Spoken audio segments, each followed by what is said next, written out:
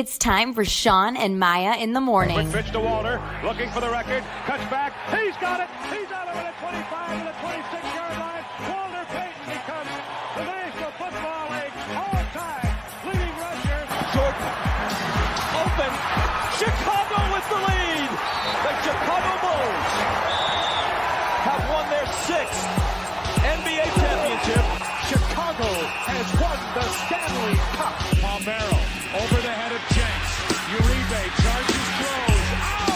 And the White Sox have won the World Series. A little bouncer slowly toward Bryant. He will glove it, throw to Rizzo. It's in time, and the Chicago Cubs win the World Series.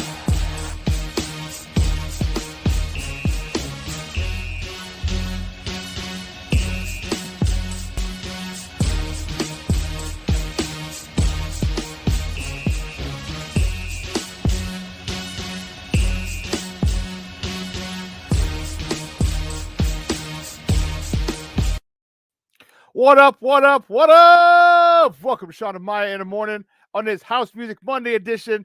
I'm your boy, the Superback, Shawn Sierra. Thanks for tuning in. Listen, if you're watching us on Facebook Live, well, then I guess you found us on Facebook.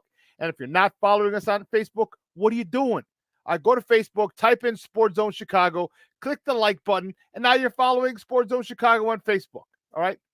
While you're on Facebook, you might as well, all right? Just head over to my page, the show's page, Shawn and Maya in the morning. Head over to the show's page, like that page too, and now you're following the show, Shawn and Maya in the morning. You're following us on Facebook as well. If you're watching us on our YouTube channel, excellent. And if you're not subscribed to our YouTube channel, what?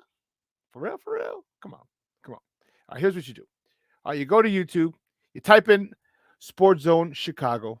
All right, you click the subscribe button, and now you're following Sports Zone Chicago. So not only do you get Shawn and Maya in the morning, 3 days a week, you get our other 5 live shows throughout the week. Okay, and they're archived there just like they are on Facebook. And if you're watching us on our app, excellent! And if you haven't downloaded the app, for real, listen, wherever, go to your Stop what you're doing because I'm about to ruin. I'm kidding. Go wherever you get your app from, whether it be iTunes, Google Play, Amazon, Walmart, Kmart, 7-Eleven, Zayre, Zemsky, Montgomery Wards, Macy's, wherever you get your apps from. You go there, you type in Sports Zone Chicago, you download it, you take us with you on the go. And not only do you get Shawn and Maya in the morning 3 days a week, not only do you get our other 5 live shows throughout the week, not only are they archived there just like they are on YouTube and on Facebook. Guess what? Well, we give you a slew, and I mean a slew of articles thanks to my man, Clarence Council III. Big shout out to Clarence Council III. Listen, you can also tweet the show. You can tweet us at Sports Zone Shy, the CHI, at Sports Zone Shy. If you want to follow me, just me personally online, you want to know what I did? Let me tell you what I did. You want to know what I did? Here's what I did. I made it nice and easy for you folks. Nice and easy. One handle for Facebook, Twitter, Instagram, Snapchat, the Snapper, and TikTok. All one handle at the Shawn Sierra. If you want to follow my lovely co-host, Maya Akai, you can follow her on Facebook and Twitter at the Sports Chica. If you want to follow her on Instagram because you do it just for the gram, because you are an IGer, just follow her at Maya_Akai. It's MAYA_AKAI. Woo-wee. We got, oh man. Whoa. Hey, we have a phenomenal show, but we need you to get interactive. We got some people on the text line already. Cornelia Squall's in the house. What up? I see you, Papa. I see you. Armando Lara. Armando Emeterio Lara. Junior in the house. What's up, Junior? How you doing? You like the shirt, huh? You like the shirt? Oh, great stuff. Big shout out to Jada. That is Junior's daughter-in-law. She made this shirt for me. So funny story. She makes t-shirts. Okay. She's extremely creative. I didn't realize how creative this young lady is. And last year she was selling these and I was like, oh shoot. Okay. Black owned business. Perfect. All right. I'll support it. So I said, yes, I bought a shirt. And on Wednesday or Thursday, I started looking. I was like, wait a minute, Juneteenth's coming up. I said, oh, I got the shirt that I bought from Jada. Cool. Okay, I'll wear it for the show on Monday. So I'm looking for it. And you know how that works. You know how that goes. When you're looking for something, it's been a minute and you're looking for something, you never find it. You don't find it. So you know when I'll find it? In September, October. When I'm looking for some bear stuff, a specific bear shirt, a specific bear's something or other, I'll find the old t-shirt. So I had to call him up like, oh, dude, I need another shirt. Can you make it happen? Sure enough, so I was able to get another shirt yesterday. Whew. Yesterday. So big shout out to Jada for Jada Raquel. I think that's her on Facebook. Thank you. I love the shirt, and I am wearing it proudly. All right. Listen, guys, whatever platform you're watching us on, whether it's Facebook, whether it's YouTube, whether it's our app, all right, do me a big favor. Leave a question or comment right there on that particular platform. Okay, it'll come up here on the side or underneath, depending on how it is. Underneath, for me, it's on the side. All right, it's right here. It's right here, but you can't see it. It'll come up there. You know what? I'll do my damnedest to get all the questions and comments up on the screen. We'll talk about it. We will incorporate your questions, comments into the show, because that's what makes this show great. All right, your participation, your questions, your comments, your smart ass remarks. That makes this show really, really good. And I'm grateful that you guys are showing love. You guys come, you support us every time we're on. I truly, truly appreciate it. All right. And we got big news on Friday. Big news on Friday, baby. Huge news on Friday. So you're definitely going to want to make sure that you are here on Friday as well. But I'm not saying don't be here the rest of today, Wednesday and Friday, or today and Wednesday. Make sure you're here both days as well. But we got some big news. Sports Zone Chicago is going, we're moving. We're doing big things. I'm very happy. And I just wish I could tell you now, but I can't. I cannot. Francisco Holguin, what's up, Papa? From El Paso, UTEP. Okay, University of Texas. He's in El Paso, Texas. Good morning, Papa. Thanks for joining in. We appreciate it. Truly appreciate it. Watching us on YouTube, like I said, whatever question, comment you have, just put it on whatever platform you're watching it. Pardon me, whatever platform you're watching, leave it there, and we'll incorporate it. Listen, when I say I have a phenomenal show, I am not bull jiving. 10 o'clock, Emilio Bucks. He's from the Plunked podcast over on Chicago Clubhouse Podcast Network. And he's going to come in and talk a little White Sox baseball with your boy, the Superback. And I don't know. I think this might be his first time. I think this might be Emilio's first time. So we're going to welcome him with open arms. And then at 11 o'clock, Zach Pearson is going to join us. He's been at Bears mini camp. Now that it is wrapped up, now that we've had some time to decompress and be like, no more Bears for 6 weeks. What am I going to do? Which way did he go? We're going to talk to Zach Pearson on what he thinks this team needs. And if he feels there are going to be any moves made leading up to training camp. Remember, 2018, we signed Khalil Mack. We traded for and signed Khalil Mack a week before the season. Okay. Different regime. I don't know if this regime is going to make a big splash like that. That is a huge splash. And you know what I want. If you've watched the show one iota, you know what the hell I want. Give me a number one receiver. Give me a DK Metcalf. Give me a Terry McLaurin. Trade for him, pay for him. And you know what? Then coach him up. That's it. Then this team will have a fighting chance. I'm telling you, they will have a puncher's chance. Believe me when I tell you. This defense, it doesn't matter if you have first round picks, second round. The way that they are coached, it is going to be a philosophy. It is going to be their way of life of making and creating turnovers. Okay? I need to make sure, and we as Bear fans need to make sure, and the Bears organization needs to make sure that they're turning it over to an offense that has a good chance of scoring a touchdown, not field goals. That's why you know my position. I don't know if Ryan Poles agrees with it. He didn't agree with me in taking the number one receiver in the draft. He took two defensive players with his first two picks. They're both second rounders. Got Velus Jones, who could be, according to many analysts, pundits, writers, bloggers, this guy could be the steal of the draft for the Bears. But we're going to see. We're going to see. So, Zach Pearson at 11 o'clock. We had a lot of other stuff to talk. We got a lot of other stuff to talk. You know, our top of the morning topics coming up next. And listen,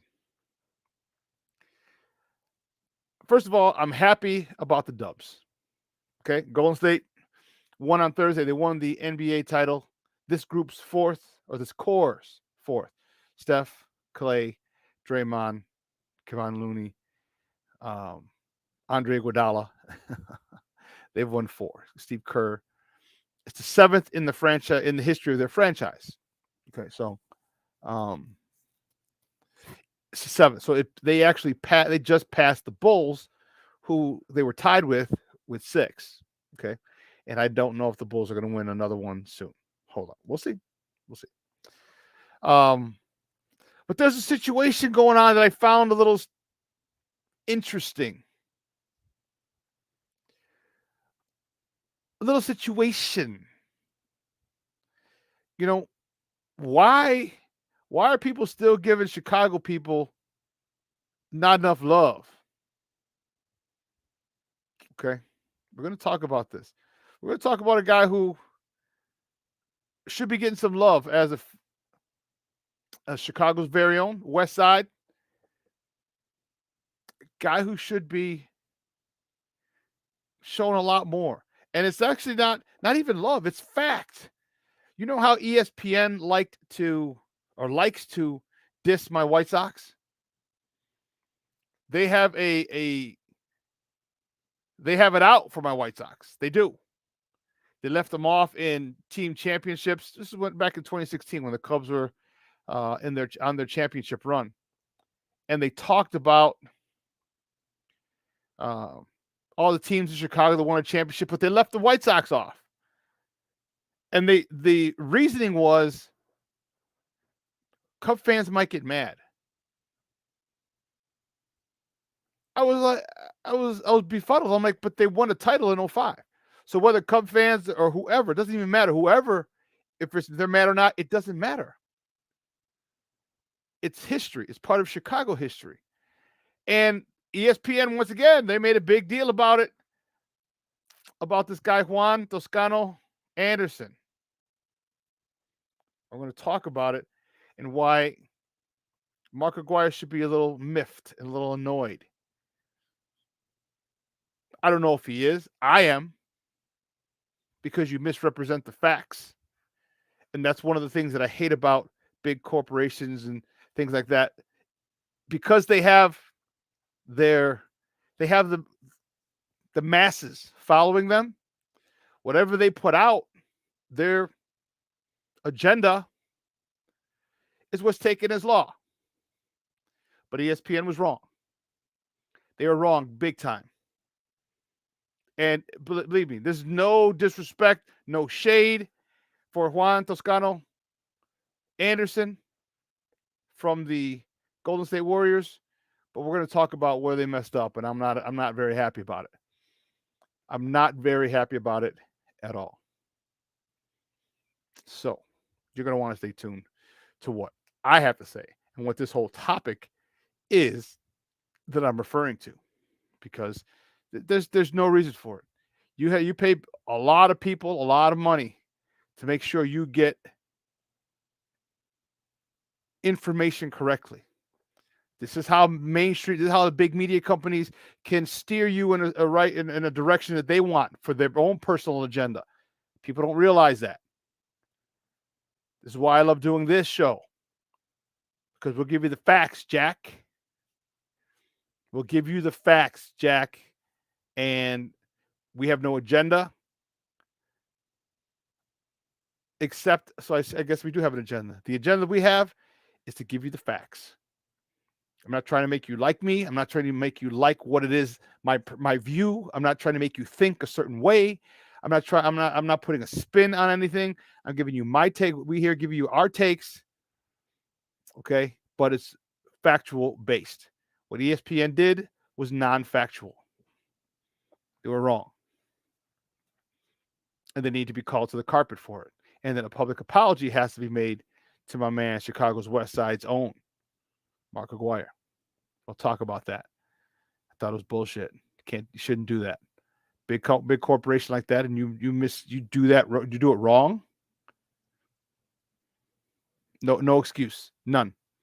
No excuse whatsoever. We're going to talk about that in the top of the morning segment. So don't trip. Don't think. And yes, I'm teasing you. I'm not going to tell you what it is right now. It's called a tease in this business for teasing you. Okay. Hey, but guys, you know how we do. The first segment of every show. It's called Top of the Morning. Just when you want it. Top of the morning to you.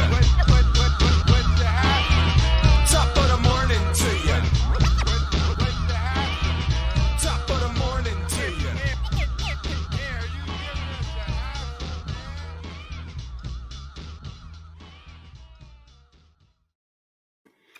Well, the first top of the morning topic, the Cubs.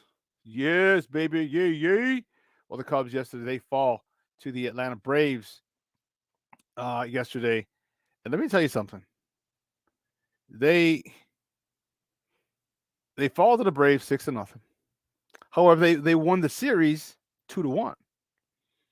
Okay, Atlanta had a 14-game winning streak going into the series. Cubs had lost 10 in a row going into the series. And boom, that's baseball. They beat them 1-0. They beat them again on Saturday. I don't recall the score. And then they lost yesterday. Hendricks, he got the loss. He's 2-6. He went 4 1/3, 8 hits, 6 earned runs. All right, a walk, 6 punch outs. Ian Happ, he was 2 for 3. Wilson Contreras, 1 for 4. Yan Gomes, 1 for 4 as well. This stretch of baseball for the Cubs has been god awful. Going into this series, you just lost 10 games. 10 games in a row. So it is not good baseball that the Cubs are playing right now. And most people thought the worst. All right. I thought the worst as well. I didn't think the Cubs were ready. I thought Atlanta was going to come in and tear through these guys like a hot knife through butter. And I was wrong. Okay, the Cubs came, and they came with a mission. All right. They're 2-8 now in their last 10 games after having lost after having a 10-game losing streak. Atlanta was, as I said, hot on a 14-game win streak. That's sports. That is sports. Now, I don't know if they underestimated them. Maybe the Cubs played out of their minds. I don't know. But it was quite interesting, to say the least. Quite interesting to see the Cubs take 2 out of 3 from the Atlanta Braves. All right, I think the Atlanta finally woke up on Sunday after Friday and Saturday and said, "What the hell was that? What the hell was that?" And came to play. But they had to salvage one, because that would have been embarrassing for the Atlanta Braves to come in with a 14-game win streak, face a team with a 10-game losing streak, and for you to get swept. Would have been embarrassing. They salvaged one. And this is why the Cubs are such an interesting phenomenon. They have pieces. You've heard me say this before. They have pieces. they're just not full yet. They're just not full yet. Okay, you got guys who have to come up in the, who are coming up, and youngsters who have to develop in the bigs. You have guys in the minors who need to come up and develop. So you're in, but there's still some names. You still have Wilson Contreras there. You still have Ian Happ there. You still have Jason Hayward there. All right, and I talk about the youngsters, Frank the Tank, Frank Schwindel. You got Chris Morrell. He's a new buck. Patrick Wisdom. So all these young guys, and Wisdom and Schwindel are a little older, but you have a lot of young guys, but they're still far ways away.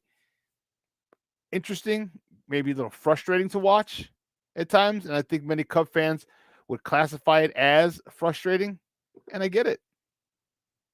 I get it. I get it. It's easy to check out now that's in here in summertime shy. Some people go to the games just for the social aspect of it, which is what many people did before. Some people have checked out already.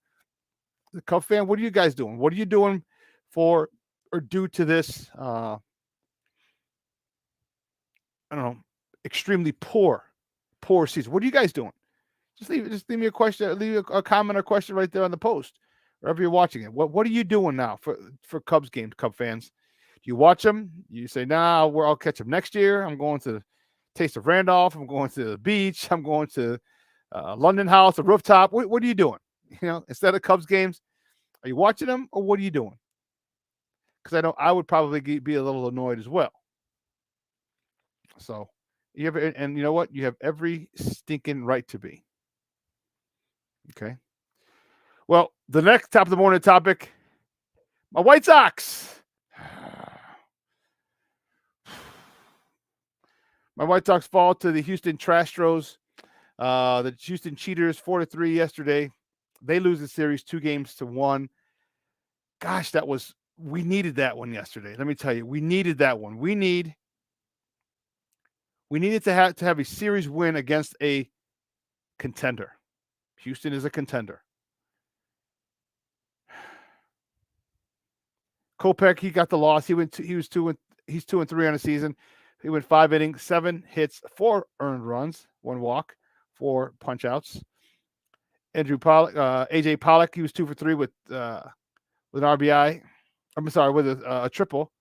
His first of the year, driving in his 22nd run of the season. Lewis Robert was 2 for 4 with his 7th double of the season, driving in his 29th run of the year. This White Sox team continues to be a riddle stuffed in enigma. How does that go? Wrapped in an enigma, something. A riddle wrapped in an enigma. They're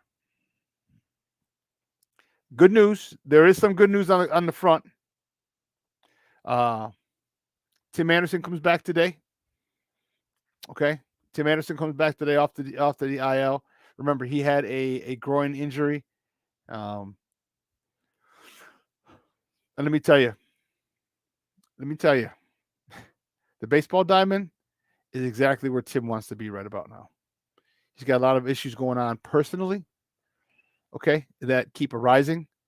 And so let me tell you, the best place for an athlete when they're going through drama,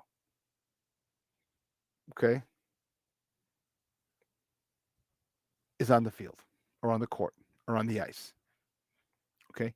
Here is where you can kind of forget about all that drama, all those problems for how long are you out there? 3+ hours. You get there a couple hours a game. So you're like 5 or 6 hours.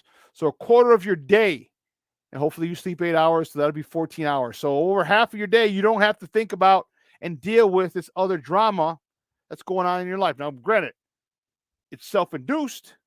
Don't get me wrong. But it's still an issue that he has to deal with. Hopefully he takes care of that. And we've seen athletes who are going through an issue, okay? And we see what happens when they fully devote all their attention and their energy toward their craft. just to get away from all the minutia and all the other issues, the off the field issues. We've seen them go on to have MVP years. We've seen them go on to set records. I mean, look at our guy Patrick Kane here. If you recall, he was accused of, or there was a girl who took a picture. So Kane was a wild boy. He was a wild boy. He is a wild boy, man. And he used to love to, reports had it, he used to love to be on different college campuses. Because let's not forget, Kane came into the league at 18. All right. So he had no college experience. So 4 years in the league, he's 22. He's still right around college age. Well, nonetheless, a young lady had a picture of him passed out in her bed. Okay. And this kind of went viral. And Kane had a serious girlfriend at the time.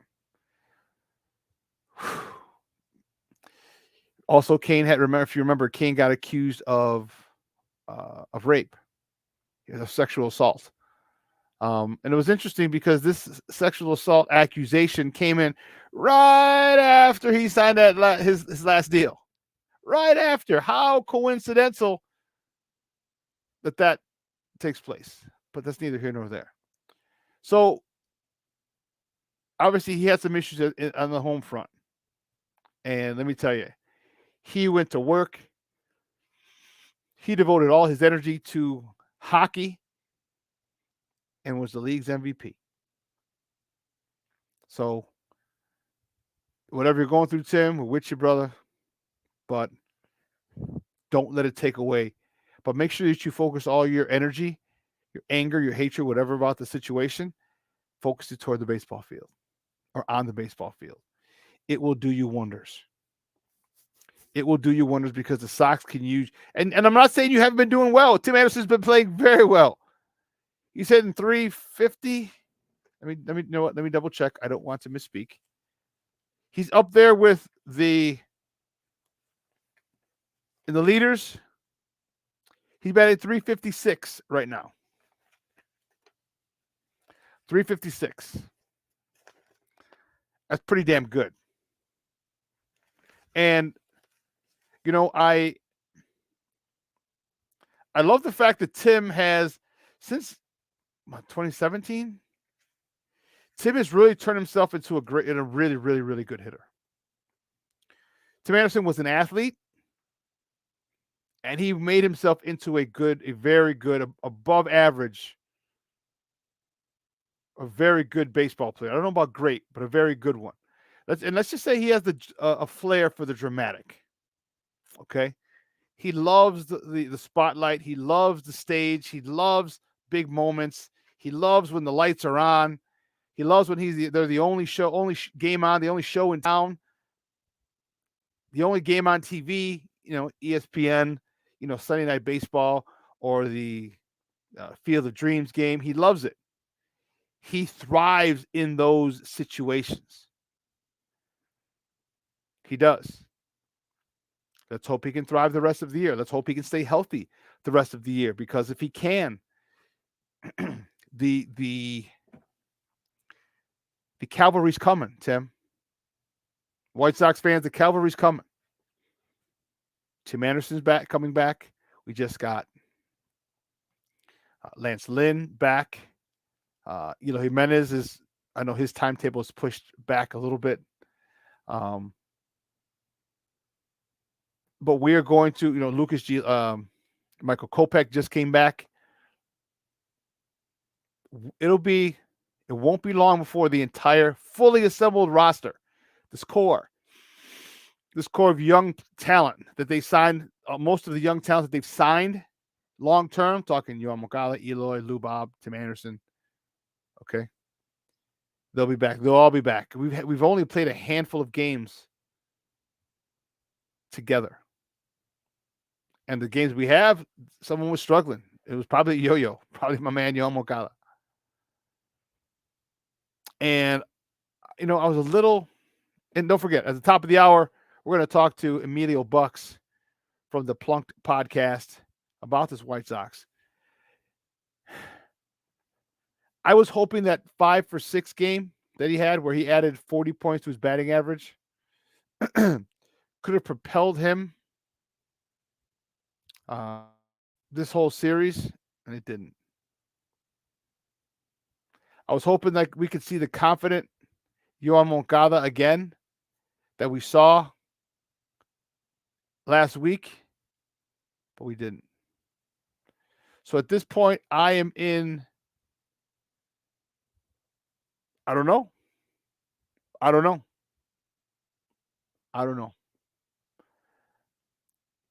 What must be done to get this guy motivated? What can be done to get this guy motivated when he comes off the IL?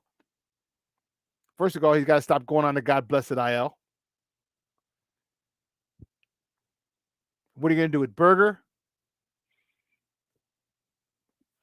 But he just came back. He was out for a few days. He got hit on the hand. So there's a lot of moving parts that have to go here, and I'm just disappointed in that big game last week. It didn't carry over for Yoan. He needed it. The White Sox needed it. The fans wanted it. It didn't happen. Frustrating, extremely frustrating to say the least.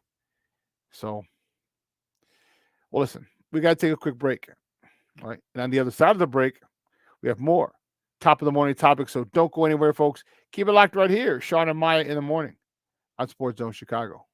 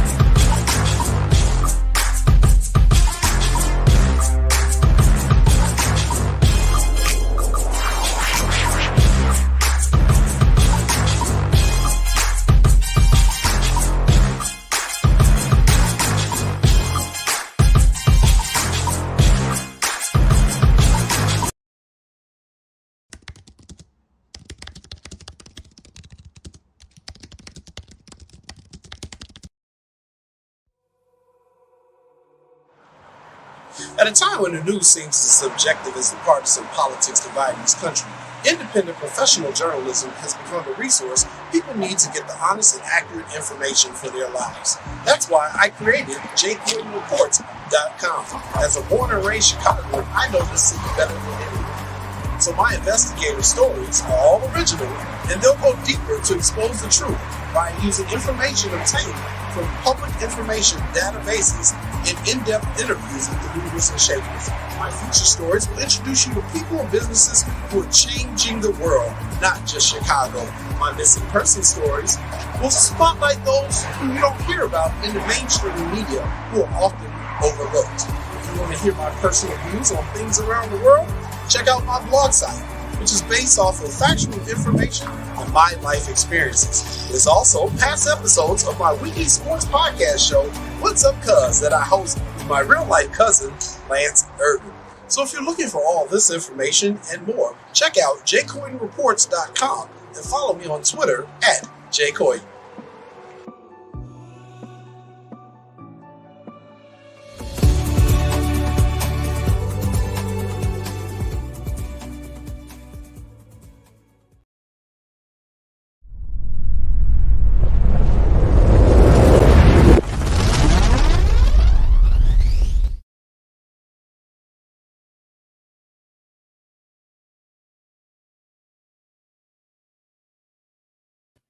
Welcome back to Shawn and Maya in the morning on Sports Zone Chicago on this House Music Monday edition. I'm your boy, the Superback Sean Sierra, and whoo, Charlie, thanks for tuning in. We were just talking about the White Sox. And the next top of the morning topic, peep this, peep this, peep this, yay, yay. Southpaw. The White Sox mascot, Southpaw, has been inducted into the 2022 Mascot Hall of Fame. Congratulations, Southpaw. What an honor. I know Mama and Dad Southpaw, I guess, would be. They're proud of you. The induction ceremony had taken place in South Bend, Indiana, I believe. It was just so happy to, it's pretty cool. I know somewhere Ribby and Rhubarb are stewing. If you know, first of all, who even remembers Ribby and Rhubarb? Who even remembers Ribby and Rhubarb? Um, I think it's a pretty cool deal. The Mascot Hall of Fame, it's fun. It's cool. It's cool. It's something for the fans. It's something. It's cool. I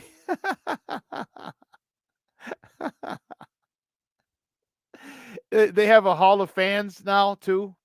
So there's a regular Hall of Fame for each sport. Now there's a Hall of Fans. Okay. Our guy Bearman, Don something or other, I can't remember his name. He got inducted into the Hall of Fans. Wayne Emery, actually a business partner of mine. He's got inducted as well for the Raiders. He's a big Raiders fan. It's pretty cool. It's pretty cool. He's one of the guys.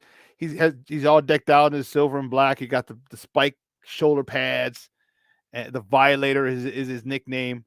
That's cool. People want to take pictures with him, and he's got his own line of cigars, which reminds me, I got to order some of those. I'm getting a little low on my supply of cigars. So I think I have to order some of his. So a Hall of Fans, and now they have a mascot Hall of Fame as well. So, so my question is, I don't know, is Benny the Bull in the mascot Hall of Fame? Does anyone know if Benny the Bull is in the mascot Hall of Fame? Because you know what, the latest Benny the Bull has been hilarious. Let me tell you, he is edgy. He is fun. It's good to see. Let's see. It doesn't say him. Biography, retired versions. No, it doesn't say that. It doesn't say he has a Hall of Fame or Mascot Hall of Fame inductee. I don't see that. Yeah. So, okay, but maybe because our guy is hilarious. Our guy will throw popcorn on you. Our guy will steal your girl, Mr. Steal Your Girl.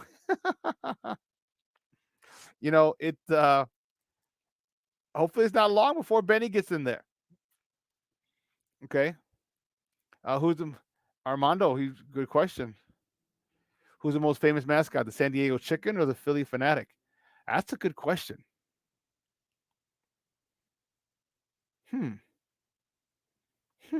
That's a really good question. I would say the San Diego Chicken. He had more popularity. Yeah, I would say the San Diego Chicken. Southside Bear, this is hilarious. So if you watched the game last night, guys, the kid who caught the home run ball off of JJ, what was the young man's name? I can't think of it. Anyway, it was not only was it his first hit, but it was also his hit happened to be a home run. Okay. Matijevic is the guy. And yeah, it was awesome. Southside Bear, that was phenomenal. So they were tickets he got for his dad. They go for Father's Day. And so guy catches Medvedevic's ball, his home run ball. So, your first home run ball, you always want it. So someone from the organization goes to the fans and asks, what would you like? And a young man says, well, I would like a signed Verlander jersey. And like, well, we can't do that. He's like, all right. Then he said, well, let me get some tickets. He wanted I forgot who his other player was. It wasn't Altuve. So they came back with, we'll give you 6 tickets for an upcoming game. We'll give you field access for batting practice. And we'll give you a Jose Altuve signed baseball. So the kid said, yeah, okay, cool. Apparently, word got back to the dugout. Okay, word got back to the dugout that he wanted a Verlander jersey, a signed Verlander jersey, and they refused. So what did Jason Verlander do? This sumbitch signs a jersey and gives it to him. That was awesome. See, shit like this is why you love sports, or why I love sports. Because Verlander's number 35. So on a 3, he put nice catch, and then he signed it on the other number. I thought that was awesome. Then they interviewed Medvedev. I'm butchering his name. I'm so sorry. I'm butchering his name. Medvedev. Then they interviewed him after the game. And they told him, and the female announcer was like, oh, did you hear? You probably didn't hear, but the negotiating that was going on for your home run ball. And so they told him, he asked for a Verlander jersey. They said no. And then so they just gave him, she goes, what do you think he got? And he's like, I don't know, a bat, a signed bat. He goes, hey, listen, he goes, if you want a signed bat, kid, he goes, you let me know. He goes, I'll get you a signed bat. And they're like, oh, we'll get that done. We'll get it to him now. So he ended up getting a signed bat from Medvedev. In addition to everything else. I thought that was so cool. I thought, you know what? Sports like that, when stuff like that happens in sports, it really touches your heart. All right. Baseball, the American pastime. You're out there with your dad, your younger brother, there for Father's Day. It's just a guy's trip, a guy's day out. It's the guys, just the guys. You don't got to worry about moms and it's just the guys. And not nothing against women, but guys, sometimes you just want to be with guys. Just like women, you want to be with women. All right, you do your stuff. You have your women, you have your spa day, whatever. But guys want to be with guys, okay? And for it to be just the guys yesterday and that to happen, I thought that was really cool. And you know what? My hats go off. I have a brand new appreciation for Justin Verlander. All right. I hated that dude for so long, dude. So long did I hate him. He was with the Twins. I mean, the Tigers, and he was just killing us. Just hated him. Talk about showing a human side. Man, I was very, very, like, I could see the young guy. Okay, I'll give you a bat, whatever. That's my first home run ball. Cool. You'll do whatever. That's to be expected. But the Verlander, he's like, oh, he wants a signed jersey? No problem. That's pretty dope. Hats off to you, Justin Verlander. All right. Hats off to you, especially after we torched your ass on Saturday.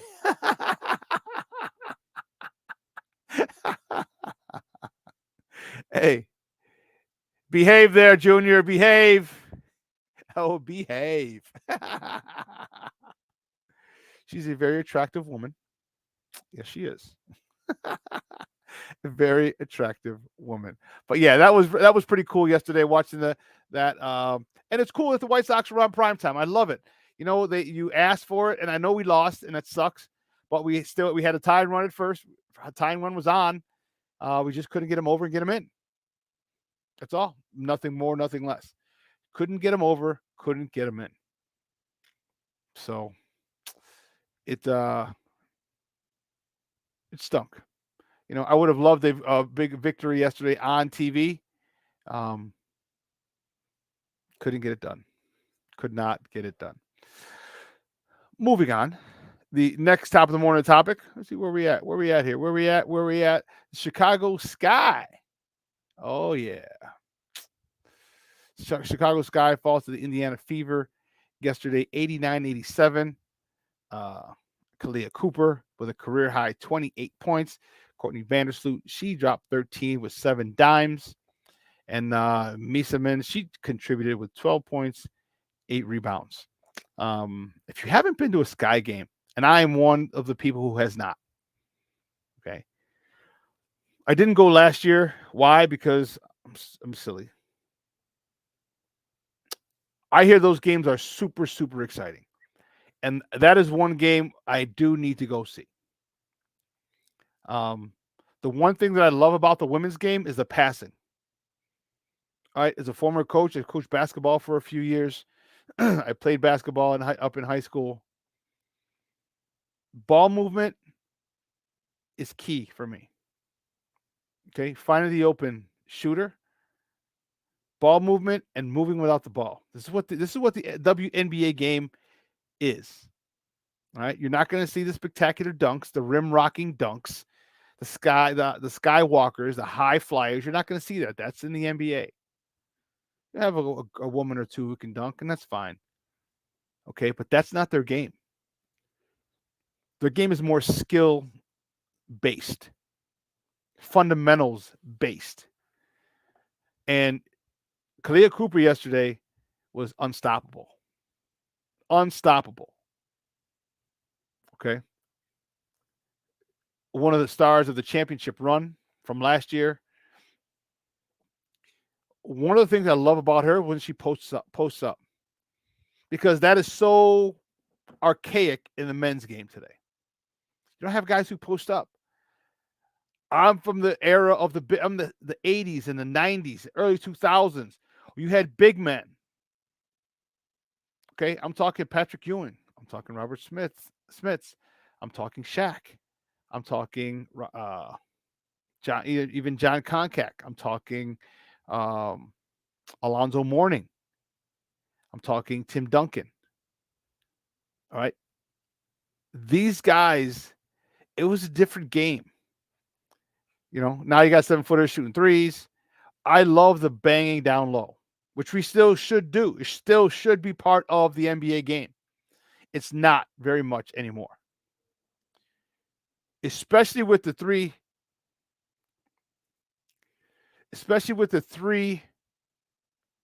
shot being so prevalent. Yeah. Because you bang it down low, you start it down low, and the offense runs through your big man, it creates a lot of wide open shots. A lot of wide open shots. You found that funny, huh?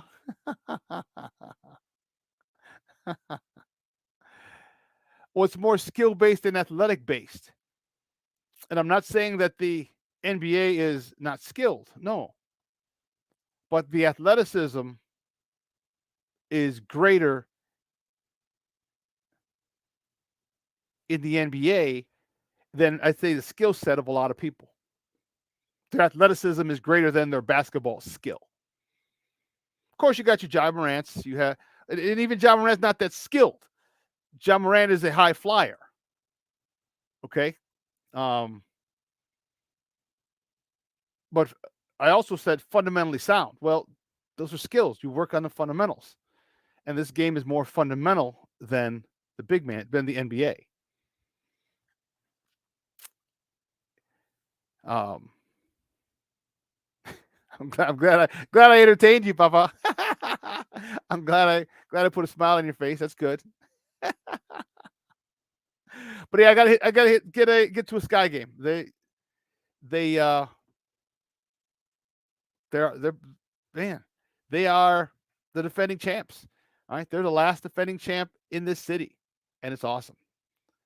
And I definitely need to go. So one of the upcoming games will be I'll try and hit, because just to support. For one, I've never been to Wintrust Arena. Have any of you guys been to Wintrust Arena? Just give me an I have or something to put it in the comment section.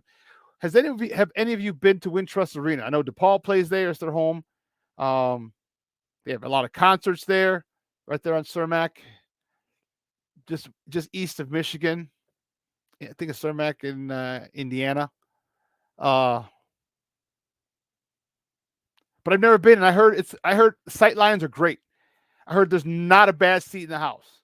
Our guy Ken Davis was there last year. He went and bought tickets. He went in I don't know, I think he went for the finals. The WNBA finals. He got a ticket, and he said I believe he's one of the guys that said, yeah, everything, all the seats are great. Not a bad seat in the house. Sight lines from anywhere are great. So that's one place I have to see. And a couple concerts. And then what they're doing over there in the South Loop, they got a lot of places to fraternize before and after. If you're from Chicago, okay, and you're over 30, you know damn well that area was no place to be after dark. No place to be after dark. They've done one hell of a job of gentrifying it. I know the word gentrification a lot of times can have a negative connotation depending on who you're talking to. But they've done a phenomenal job of gentrifying it. You have a lot of hotels there. It's right next to the Marriott Hotel. Actually, the team can stay in there and they walk across the bridge, so you would never have to be outside. Right across from McCormick Place, right around the corner, literally around the corner from McCormick Place. There's VU is a rooftop bar across the kitty corner from the Wintrust Arena. It's on the southwest corner of Michigan and Indiana, along with a hotel and a couple of, I think it's Fat Pour as well, a couple other bars in there. A lot of the good places to go. South Loop is really, really growing. So definitely need to hit that. Hit a Sky game. Well, the next top of the morning topic, this is a cool story. Chicago's very own. Okay. Chicago's very own, a Taft High School product. For those of you who don't know where Taft is way up north. It's right off of 90. If you're going to O'Hare, it's one of the last exits in the city before you hit O'Hare. Okay, that's where Taft is. Taft rookie. I shouldn't say Taft. Taft product and Pirates rookie, Jack Sawinski, yesterday made history. He had 3 home runs yesterday, and he is the first rookie, in Major League Baseball to hit 3 home runs in a game that included a walk-off. That's the caveat. Other rookies have hit 3 homers in a game. It is the first rookie in the history of Major League Baseball that had 3 home runs that included a walk-off. How cool was that? How cool is that? How cool is that? Yep, Junior, it is right by you. How cool is that? And here's the thing. It's not from a private school. The kids, it's not from a private school. Okay, oftentimes you may get athletes from private schools. Right, they have a little more money, maybe some more resources. Taft, and maybe I'm mistaken, I don't see them as a big powerhouse. You got the Clementis, you got the Lane Techs, the Kenwoods, some of the Southside schools. But Taft, I never really saw as a baseball powerhouse.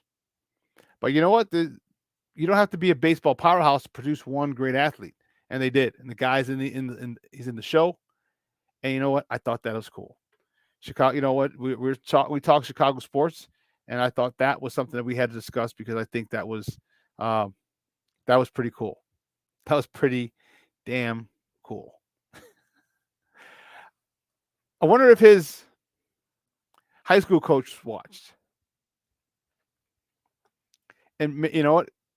maybe he probably didn't because he doesn't have we don't get Pirates games out here. So my first question would be, who did he call? Who did he call? If you're a rookie playing in the NFL, NBA, Major League Baseball, who do you call when you have a phenomenal game? Who do you call when you have a historic game?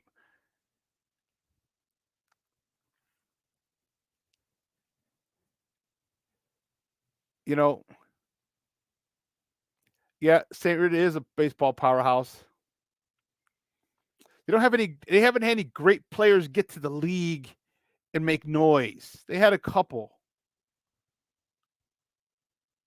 No, Southside. I don't think it was Ghostbusters either. I don't.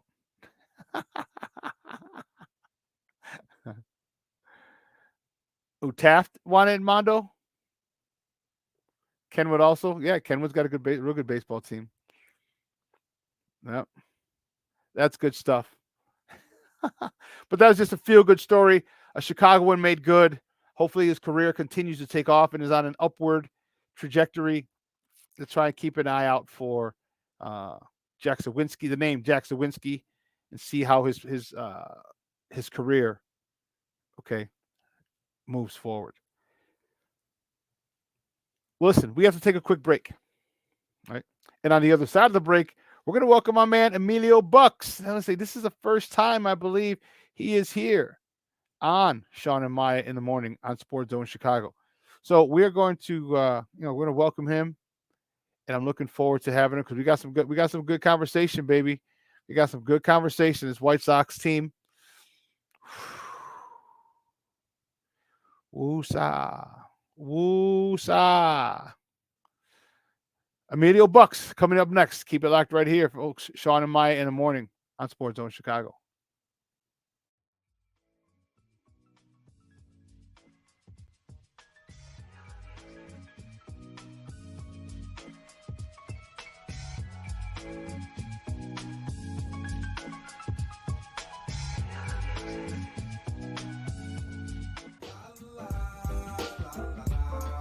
It's a romance sport. What? It's a romance sport. Yeah. It's a romance sport. Yeah, it's a romance sport like that.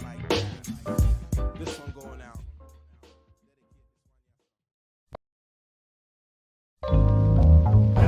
Hi, this is George Iceman German. I listen to Shawn and Maya in the morning. 1 2, 1 2.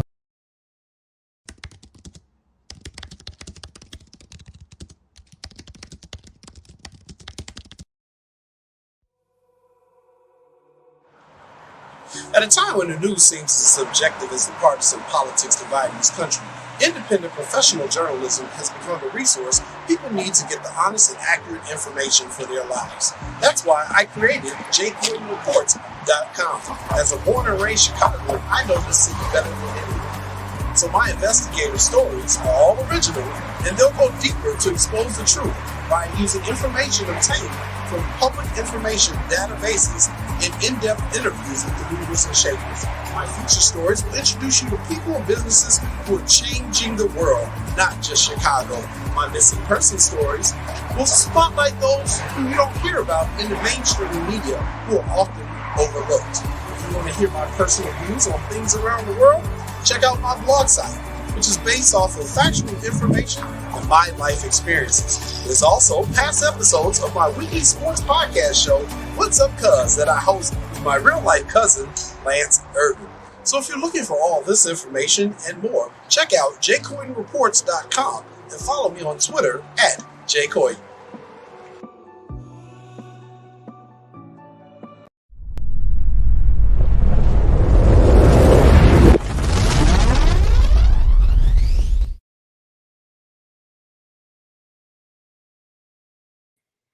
Welcome back to Shawn and Maya in the morning on Sports Zone Chicago in this House Music Monday edition. Woo, Charlie, I'm loving it. I'm loving it. I'm loving it. Tomorrow, speaking of house music, okay, tomorrow I will be at Sox Park for tomorrow's house music night at Sox Park, and I was actually literally right before the show. I was texting with my guy who got us the tickets. So the chosen few DJs are going to be over there by the stage, right by Gate 4, by the main entrance, by the statue.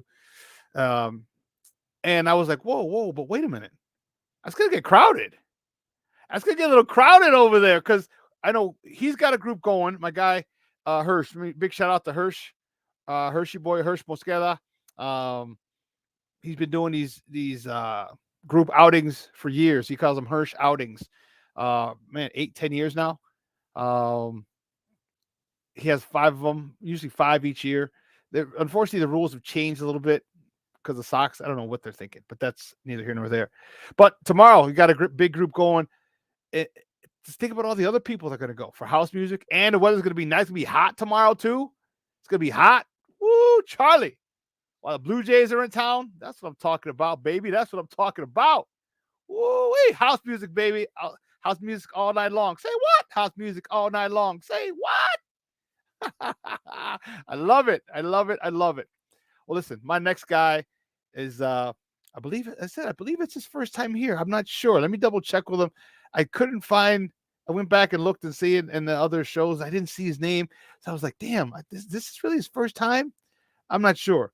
Anyway, he's on the one of the hosts of the Plunked podcast. You can find him on Twitter at ebucks, Bucks, ebucks76. Guys, just welcome to Shawn and Maya, Emilio Bucks. Emilio!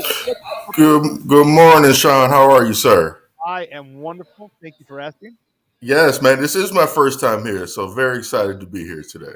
I wasn't sure because I know I was on your show once. And I didn't know if that was on your show or if you were on my show. And I was like, I knew I was on your show, but I didn't know if you were on mine. So, okay. That's right. Happy to be here. Welcome to Shawn and Maya in the morning over here on Sports Zone Chicago. We appreciate it.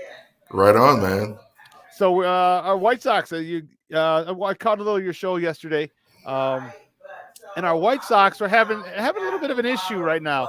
I mean, the road trip was okay. Okay, it was 4-2. I would have liked a 5-1 road trip, but that's okay.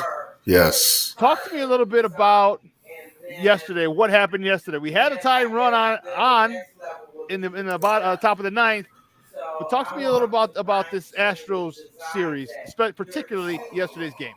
Well, I don't believe moral victories right now with this White Sox team. So yesterday was a tough loss.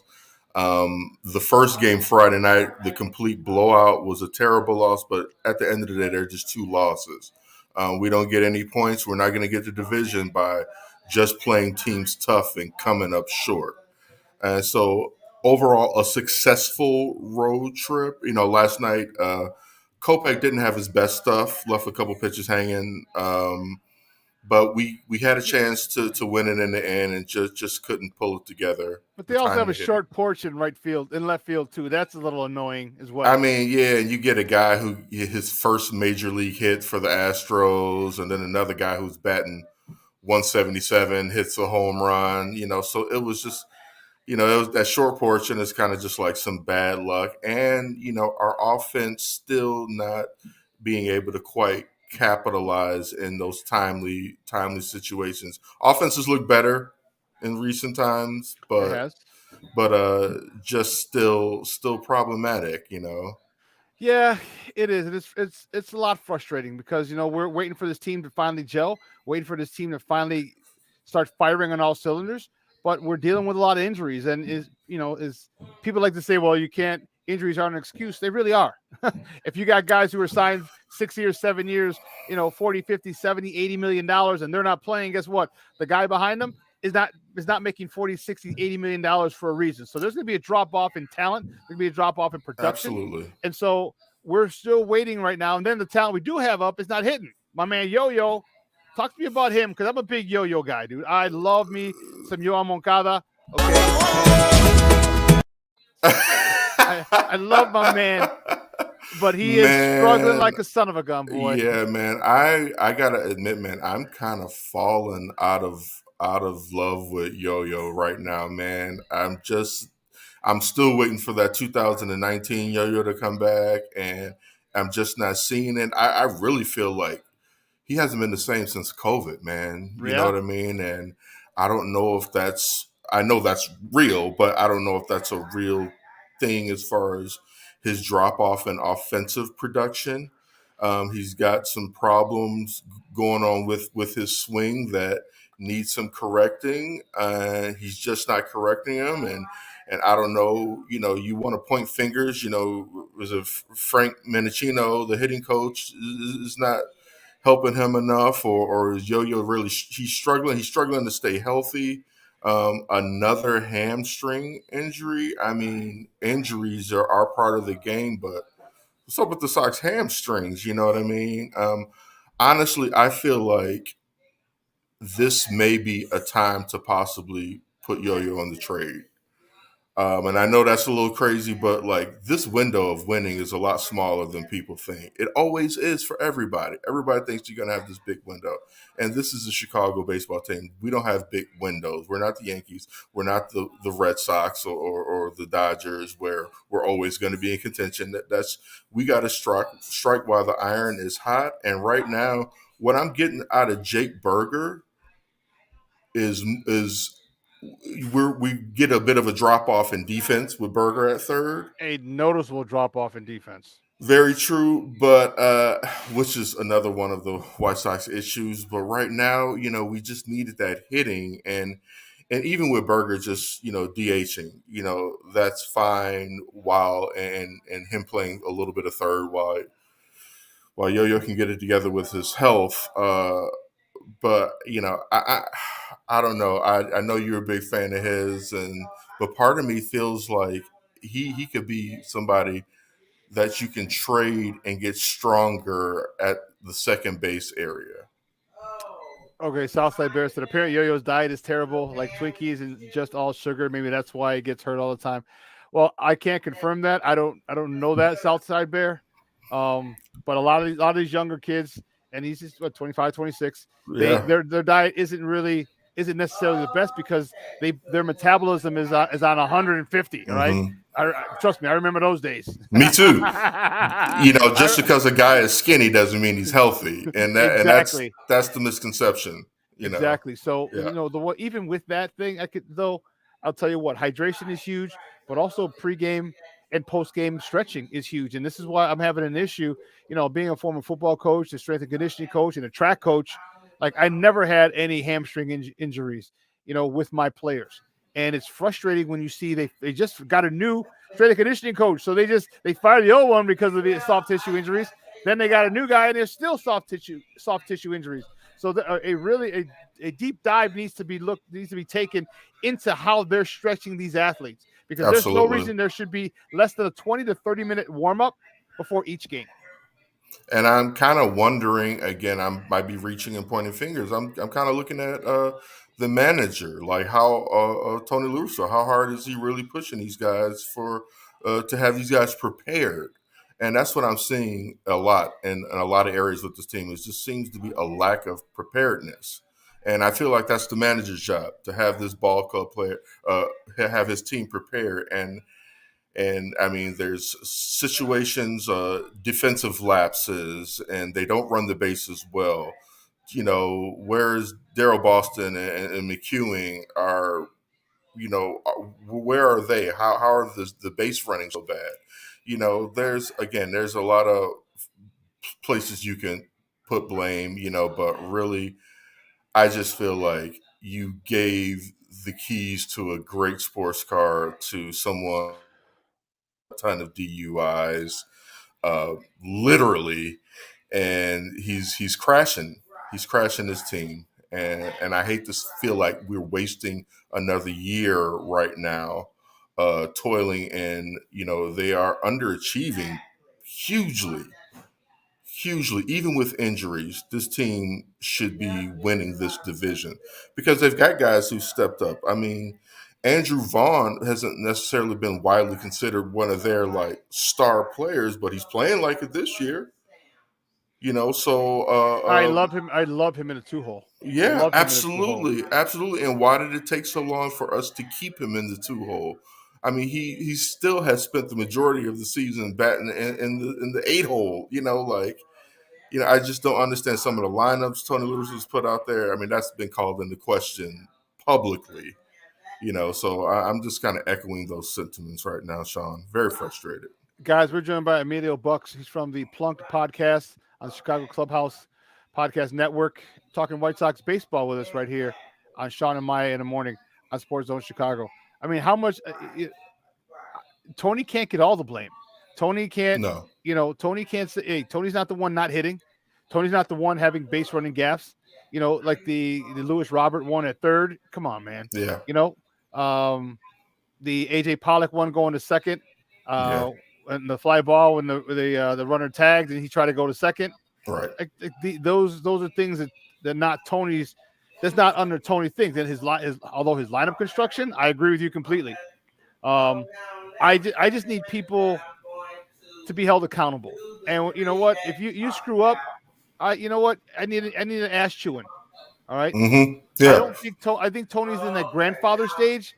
Grandfathers will never yell at the grandkids. They're like, stop it, but they're still doing it. But you know what? You get a more fiery. He needs to be daddy. Yeah. And this is why I said I wanted Ozzie back, and I know it's not going to happen because he's too blunt, he's too honest, and he might hurt people's feelings. But that's exactly what this team needs. Exactly what they need. And talk to me about that, because I've said that this team seems to be reading his press clippings. I think they're satisfied with the Gold Gloves, with the batting titles, with the MVPs, with the Silver Sluggers, and they're not hunting anymore. They feel like they're the hunted, and until you've hoisted that World Series trophy, you can never be the hunted. They're not even the hunted in their own weak division right now. There's 2 games under 500 right now. We had a chance to sit down with Ozzie Guillen Jr. and he says that, hey, Ozzie would manage the team for free. And I think that would be a great hire as a manager, because you have somebody who is so personally invested in this White Sox team. When you think White Sox, you can't help but think Ozzie Guillen and the Guillen family here in Chicago. You got a guy who is going to hold guys accountable. Ozzie is Ozzie. Yeah, he's blunt, but I still feel like he's simmered. He's got grandchildren now, you know what I mean? It's been 13, 14 years since he left Chicago. So, I would expect a wiser, maybe a little bit more laid back Ozzie, but at the same time, he can't play that grandfather role that you mentioned that Tony's doing right now, where it's like you don't get in trouble at grandpa's house because they know he's going to give you right back. And that's what I'm seeing when you mention guys not being held accountable. I feel like that's the manager's job. And again, he shouldn't have to be held accountable at this stage as a professional, but that's what you have a manager for, is to motivate these guys to get them out there to play. And I can't think of anybody better than Ozzie Guillen. Ozzie you could tell in the post game shows he's foaming at the mouth. He would love to have this team. Yeah, and unfortunately, it'll never happen because the Sox, just like many other, although Tony makes the lineup, a lot of front office people contribute a lot to it, and Ozzie's not having it. He's like, look, I'm putting together my lineup the way I want it. Yeah. And it's just the general managers right now are the Golden Boys, and the managers they talked about and had the managers are really only according to the stat guys, they're only worth 2 or 3 wins. So the front office is really where it's at. Who made that stat? The front office guys. So the front office guys, of course. So do you think we're looking at another case of Garpax just over here with the White Sox, where it's like, yeah, I do. You know what? And the thing, fortunately, I think that this will be Tony's last year, win or lose. Does he want to get up for another whole season? He got a break from COVID this year because of shortened spring training, so he didn't have to be out there. But baseball is a grind. It's a grind. Does he want to do it a full spring training, a full season, and then hopefully a long playoff run next year? I don't know. What if we have a decent playoff run this year? Does he want to have the short off season again? Right. I don't know. Yeah, I think, but here's the thing. I don't think they are going to. Jerry Reinsdorf, I don't believe will. Tony La Russa is going to have to step down. If he leaves in the offseason, it's going to have to be him stepping down. I don't believe he's going to get fired. I believe they're going to give him his full 3 years, unless he doesn't want it. And think that's unfortunate. You know what It I is. mean? Hell, Tony could probably fire Rick Hahn. I mean, seriously, you know what I mean? He's in the owner. That's the owner's That's his boy. guy. That's his Yeah. boy. Yeah, So yeah. So let's it's talk a tough. little bit about the pitching staff. Kopech came back and didn't have his best stuff. He looked healthy, but just didn't have his best stuff. Talk to me moving forward about this pitching staff. Are you happy with the way this pitching staff is pitching? And who do you think right now is pitching the best out of the starting rotation?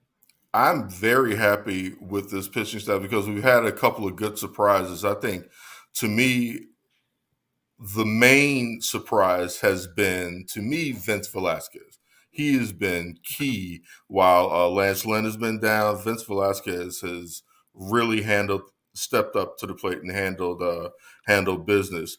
And what I can't say anything bad about Johnny Cueto, obviously, right now, because that's a huge surprise. He hasn't been to me as much of a pleasant surprise as Vince Velasquez, but considering we let Rodon walk, and he's doing pretty well in San Francisco, but we'll see where he is in the fall. I'm very happy with the pitching staff. Dylan Cease has really taken a step forward, and that's what you want to see with your young guys. Dylan Cease, I still wouldn't necessarily consider him your ace, but he has taken a noticeable step forward. You saw last year, Dylan Cease was easily rattled before, like give up a couple of hits, and then it would kind of just like shut him down. And now we've seen him kind of bounce back from like that tough inning, so to speak. So Lucas Giolito is Lucas Giolito. He's the ace, and I'd like to see him get a little bit more rest occasionally, especially if you plan to go for a playoff push. But right now, can't really afford to rest, your best pitchers because just too many things aren't clicking. Great, Lance Lynn on the bump tonight, so I'm waiting to see him get his legs underneath him and contribute as well. But overall, I'm definitely happy with the lineup. I don't think we really lost anything by not re-signing Rodon, mainly in part because of Velasquez and now Johnny Cueto, who's dealing. Yeah, I was sad about the Rodon thing, but there's no way that the Sox could have offered him, knowing his injury history, $22 million. No, I mean, he made three last year. He made literally $3 million, right? Which by MLB standards is lint in your pocket. Even if you offered him $10 million, which would have been three times what he made, more than three times what he made, that's still nowhere near the $22 million that he was offered. Yeah. Hey, you know what? I'm happy for him. I hope he stays healthy. I hope so too. Because he's done nothing but fight back from injury, and to be the resiliency of Carlos Rodon, and to finally put it all together last year and be our best pitcher hands down in that rotation at the number 5 spot. I got nothing but love for him. He didn't leave on bad terms, especially with me.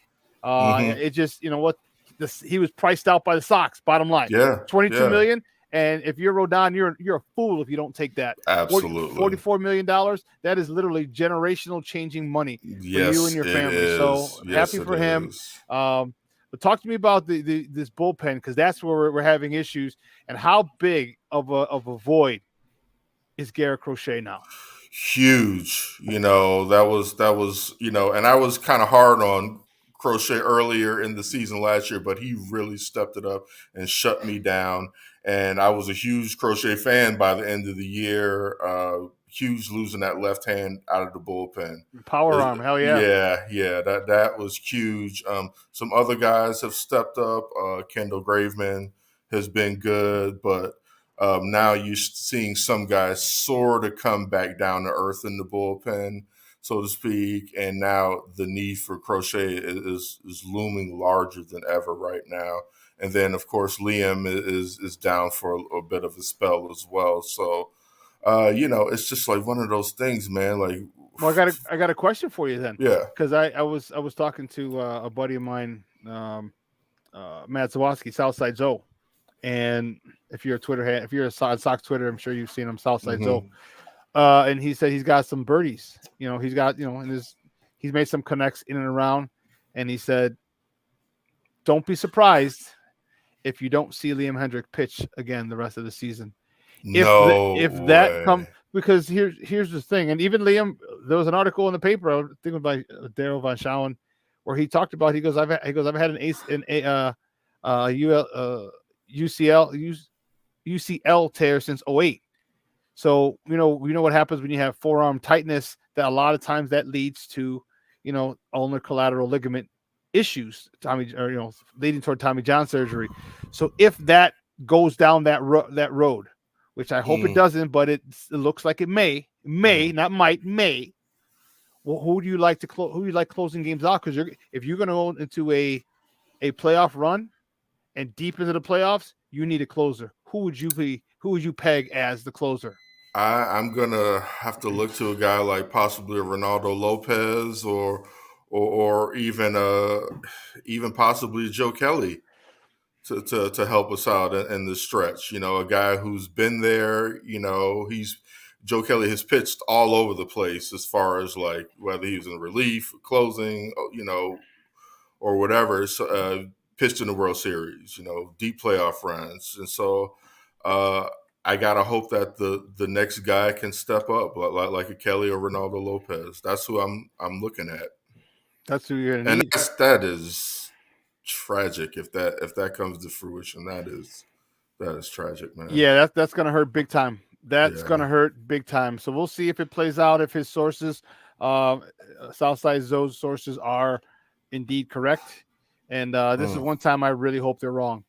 But let's not forget, in 05, we went through two closes before we found our stopper. So just because you lost a big time closer, doesn't mean that this season is gone. So maybe Kendall Graveman can find his old form. But you also mentioned Kelly. Joe Kelly is a guy who when he's on, he's on. I mean, he's really on. He would have to be on a consistent basis. So we'll see, man. And I hope it doesn't come to that, but we will see. Absolutely. Talk to me about the second base issue. Danny Mendick, and there's a lot of talk about Danny Mendick going there. Danny Mendick has been hot, playing shortstop in place of Tim Anderson. Tim Anderson comes back tonight. Do you just move Danny Mendick to second? And if you do, what about Josh Harrison? Josh Harrison can, as nice of a guy as I've heard that he could have a seat. I think you got to ride that horse, which is Danny Mendick right now. Is he hitting over 300 right now? I'm not sure what he's hitting, but I think you have to ride the hot horse right now. You can't afford to get caught up in 272. 272. You can't afford to get caught up in who's supposed to be there. Well, we went and got Josh Harrison, so he's got no. You have to ride that hot hand, and right now, Danny Mendick is doing stuff that he's never done before. He's stealing bags and doing all, and to win a World Series or to make a deep playoff run, you got to have career seasons from the random guy too. You got to have a guy like Scott Pasetnik just come out of seemingly nowhere and have a great year. Or a guy like a Danny Mendick come out of the blue and have, just get a chance and have a great year. Especially with all of the other problems with this Sox team. Danny Mendick he's better than Josh Harrison. He's playing better. I'll just say he's playing better. He's playing better than Leary. Yep. So to me, it's kind of a no-brainer. Like, you just move him over to second until his wheels fall off, if that happens this season. Who do you send down? Tip's got to come back today, so you got to make a roster move. So, that's a tough one because we've already sent Gavin Sheets down. He was struggling, so that made sense. Adam Engel. Possibly, Stop it! I love me, man. So that defense, man. I know, man, but and we gotta. That's a tough one, That's a tough one, and it's hard to. Right now, we almost can't afford to send a pitcher down because we're already short guys. You know what I mean? So that's gonna be tough. But I mean, in no way they're sending Leary down. But yeah. That's tough. That's Yeah, tough. that's a good call. Who do they send down? Because Yeah. and you got to have a corresponding move since Tim's coming up today. So it's Yeah. I'm wondering who is it going to be? One of the young pitchers? Is it going to be and if you are, now you're really hamstringing yourself. Mhm. Maybe I'd hate for it to be Danny Mendick. That gets Southside Bears. That can't we send down Adam Hazley? Maybe we can. I we think can. because he came up. Yeah. See that bugs they me. just brought him up. Yeah. Yeah, like they, they should have told him just bring an overnight bag because that's all. Right. Because you're going on a plane to Charlotte tomorrow. Because he probably did. Because you know what, my thing, like you had him. He came up 3 times yesterday and struck out all 3 times. Yeah. You like I agree with you, Southside Bear. Why he was playing last night? Why he was playing frustrating. last night. Frustrating. It's really frustrating because you get these guys and. To this point, most of them have been well. So we brought up Vaughn, he hit well. Gavin Sheets, he hit well. So you're like, okay, cool. But you know that you can't continue to bring up guys and all of them perform. They're not all going to perform at a top-notch level. Adam Hazy is one of those guys who just didn't perform. So I think he might be the likely candidate to get sent back. Okay. we'll Southside Bear, good call. Good call on that one. Yeah. Yeah. Hopefully, man. But hey, listen, Emilio. Great stuff, buddy. I appreciate it, man. Do me a favor, though. Let everyone know where they can find you and your work online. Hey, okay, great. You can find me at ebucks76 on Twitter, EBUCKS 70, the number 76 on Twitter, and you can catch me on the Chicago Clubhouse podcast, doing my podcast with my partner, Sundays at 8 p.m. Central. Yeah, Kirsten. I told you that I said I did the show with Kirsten for a while. Yeah, when I first got into broadcast school. Yeah, that's awesome. Yeah, awesome. Small world, small. Indeed. Well, this was a lot of fun, Shawn. Hey, Emilio, I appreciate it, man. Thank you for your time, buddy, and we'll be in touch soon. All right. Okay, my brother. You take care. You have a great day. Likewise. All right. No. Guys, that's Emilio Bucks from the Clubhouse, Chicago Clubhouse Network Podcast Network. His podcast is Plunked. You heard it every Sunday night at 8 p.m. Central. He's a Sox fan. Kristen is the Cub fan, and they go at it back and forth. They talk baseball, and it's definitely a great podcast to listen to. Go check it out. If you can't catch it live, go check it out in the archives. All right, it's I enjoyed it. I was on there once, and it was awesome. And I was like, you know what? Let me reach out to him and have him on the show. So Emilio Bucks. Remember, you can find him at ebucks, BUCKS, ebucks76 on Twitter. So great stuff. We appreciate him coming on. Well, listen, we got to take another break. And on the other side of the break, we have more sports conversation. So what are we talking next? NBA Finals. All right. We're going to talk NBA Finals. I know we talked a little bit about it on Friday, the day after, but there's some other stuff. So don't go anywhere, folks. Keep it locked right here. Shawn and Maya in the morning on Sports Zone Chicago.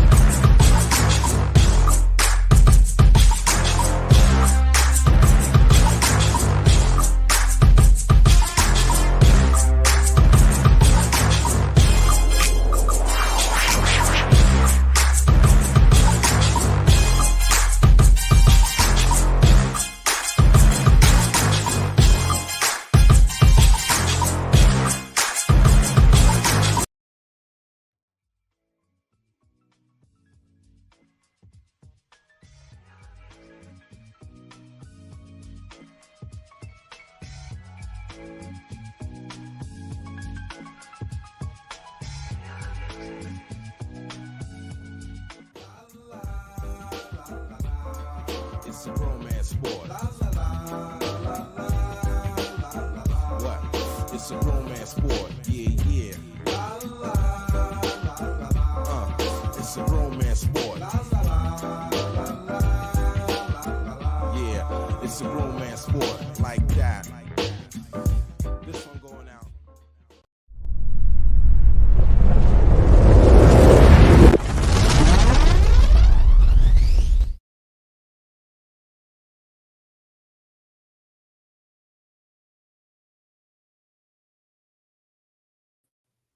Welcome back to Shawn and Maya in the morning on Sports Zone Chicago on this House Music Monday edition.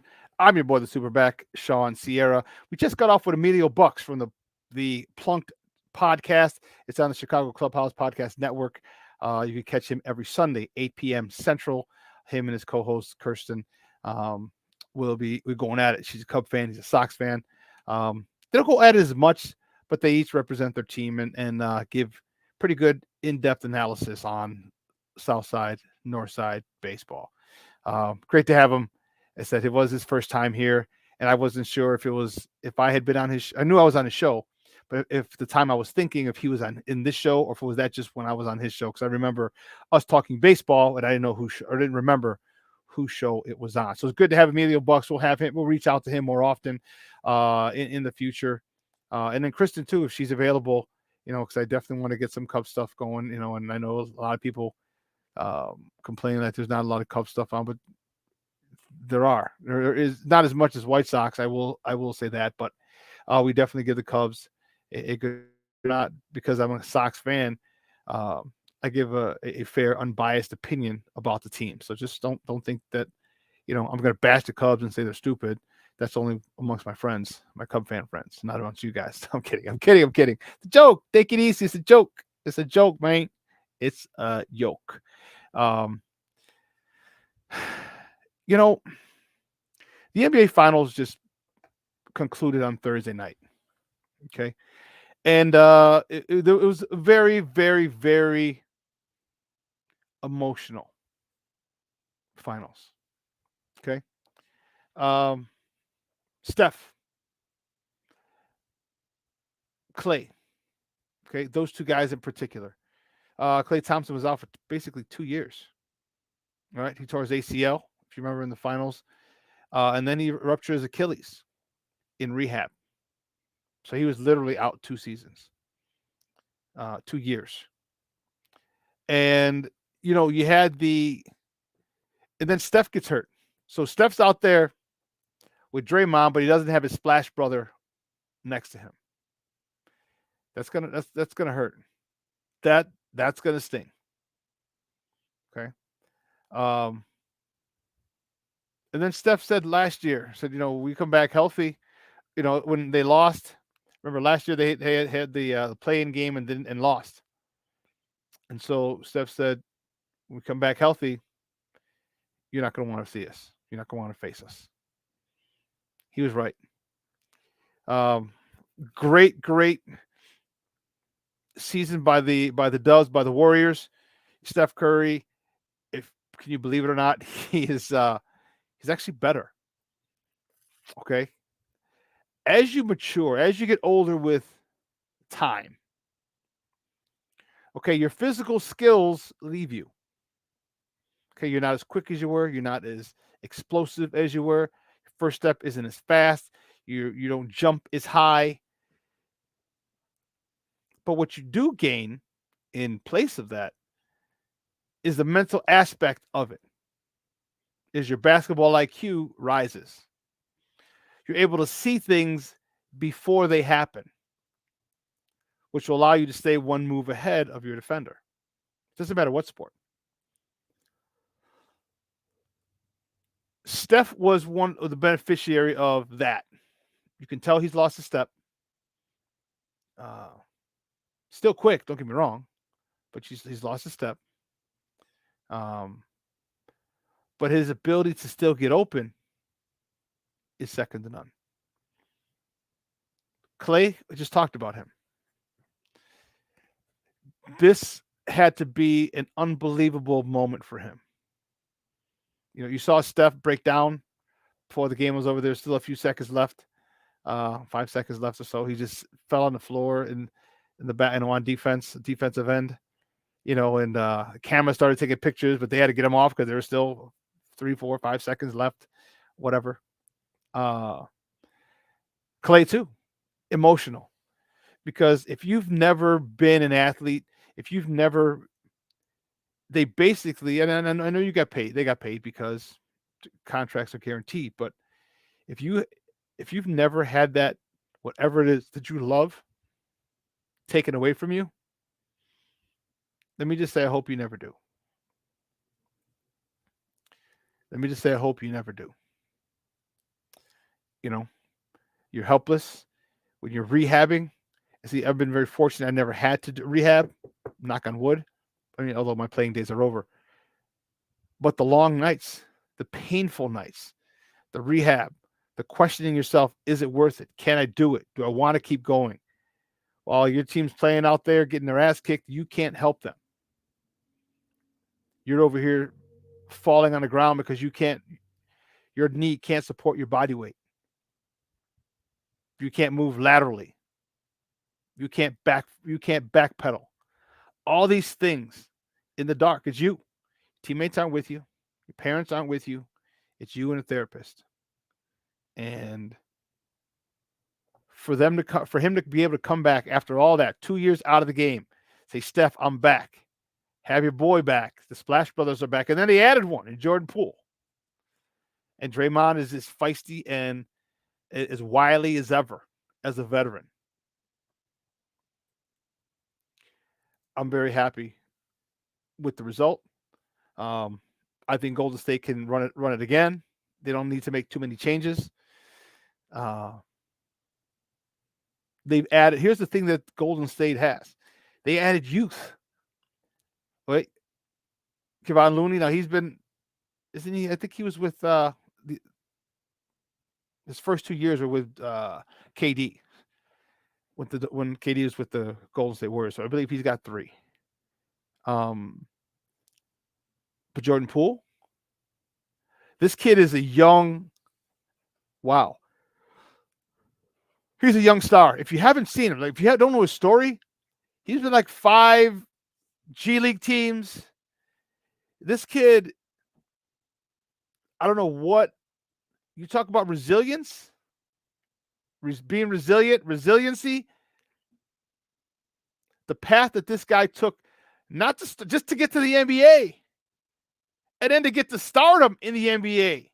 He's a young star. He gives them another option offensively. He plays both ends of the court. He's phenomenal defensively. The Golden State Warriors have a good chance of getting to the finals again next year. Your younger players have gotten some experience, and maybe they'll be able to step up offensively. So Steph and Clay don't need to step up as much, except maybe just in crunch time.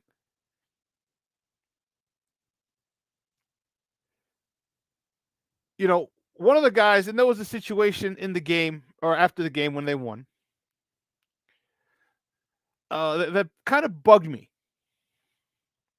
And I talk about the agenda. What is the agenda of ESPN, who owns ABC, which the finals were on? They had the whole ESPN crew, Stephen A., whole bunch, the crew, Michael Wilbon.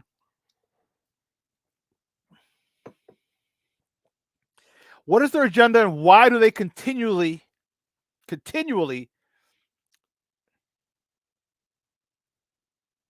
put out false information?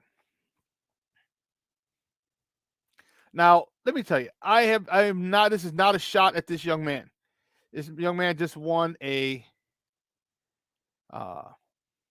NBA title, and it's not his fault that they claimed he is what they said he is when he isn't.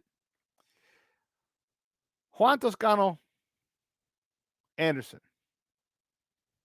Okay. They claimed he was the first Mexican player to win an NBA title. She had the Mexican flag. They interviewed him. He did the interview in Spanish. He has really good Spanish. not fluent, but really good Spanish. And the Mexican community, which I am part of, I'm half of me. I'm half Mexican, half black. I'm a Blaxican, kind of like John Toscano Anderson.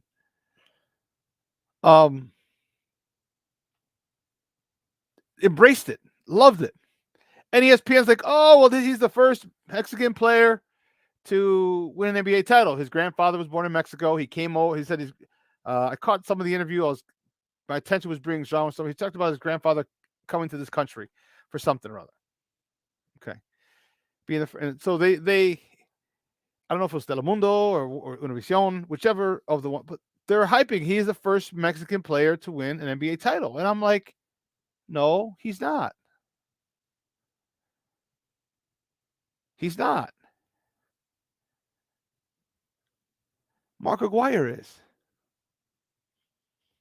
And what's really funny is I was looking at Facebook, and my guy Eddie G from Output, where I had steak and eggs yesterday. What's up? Big shout out to my guy Eddie Gutierrez. He posted this, and he's like, "Oh, I'm all for the love that Toscano's getting and everything." He goes, but he wasn't the first one. Mark Aguirre, one of the ladies posted on, in the thread. She's like, you know what? I didn't even realize it because of the way that people pronounce his name. That's a Hispanic name or a Latin name, Aguirre. It's Aguirre. But English, non-Spanish speaking people would call him Aguirre because he grew up on the West Side. So his father is from Mexico. Even if you see in the layout I have, the picture, at one point he wanted to play for Team Mexico in the 92 Olympics. If you don't remember, that was the dream. It would have been against the Dream Team, and he's probably like, yeah, I might want to sit this one out. But why is ESPN hyping up an individual in Juan Toscano Anderson, calling him the first Mexican player to win an NBA title when he's not? When he's not. False information. Bothersome to me. Okay? Because it's wrong. And I know he didn't play in the final game. Toscano Anderson. I know he didn't play in the final game. Okay? But it's not even about that. It's about being correct. And Mark Aguirre, not only did he play, he won two NBA titles, and he was the reason they won the NBA titles. If you do not recall, if you're not old enough to recall, back in the 80s, and many of you might not be, they had a guy named Adrian Dantley. Used to be with the Jazz. Started with the Jazz, I believe. Adrian Dantley was their forward, the scorer. They traded him for Mark Aguirre. Mark Aguirre was more athletic. He was just as prolific a scorer, but he was a little more athletic, could run up and down the court, play a little defense. He was a younger, more athletic version of AD. They made the trade in the 1987, 88, 89 season, and the 89 and 90 season, the Detroit Pistons, who now Mark Aguirre was a member of, won the NBA championship. So why ESPN goes off and says Toscano Anderson is the first Mexican player, I have no idea. It's misinformation. All right. It's not giving Mark Aguirre his props. I think it's flat out wrong. So whatever the agenda is that ESPN has, it needs to stop, because this is when you fill people with misinformation, you have people who are misinformed. And that's bothersome. That is how you control people, when you give them misinformation. Not that you're trying to control people here with this narrative, but no, it's a little bigger than that for me. If you see the shirt that I'm wearing, Juneteenth, it happened. Yes, Juneteenth was yesterday. If you don't know what I'll give you a quick story about it. The Emancipation Proclamation happened in 1863. If you don't know what that is, you need to go back to school. That's when the slaves were freed by Lincoln. However, apparently people down in Texas, their internet was down. Okay, so they couldn't Google it back then. So there is still slavery going on in Texas and other places. So a general had to come and inform. He had to go to Texas and inform people when it happened. He went to Galveston, Texas, to inform the enslaved people that they were no longer enslaved. June 19th, 1865. That's when it's called Juneteenth. That's the day of freedom, because that's when, like, oh shit, we're free. We're not. Oh, okay. They some stayed working for them on the plantations they were at, and now they're getting paid. But that's neither here nor there. The fact is they weren't free to that point, even when the Emancipation Proclamation had been decreed in 1863. So Juneteenth is the day of freedom, when all slaves were free. So that's why it's a national holiday. That's why people aren't working today. Last year was just made a national holiday. So June 19th, every year moving forward, someday in that week, it's a national holiday. So many people will have the day off. Just giving you a little heads up on what Juneteenth was.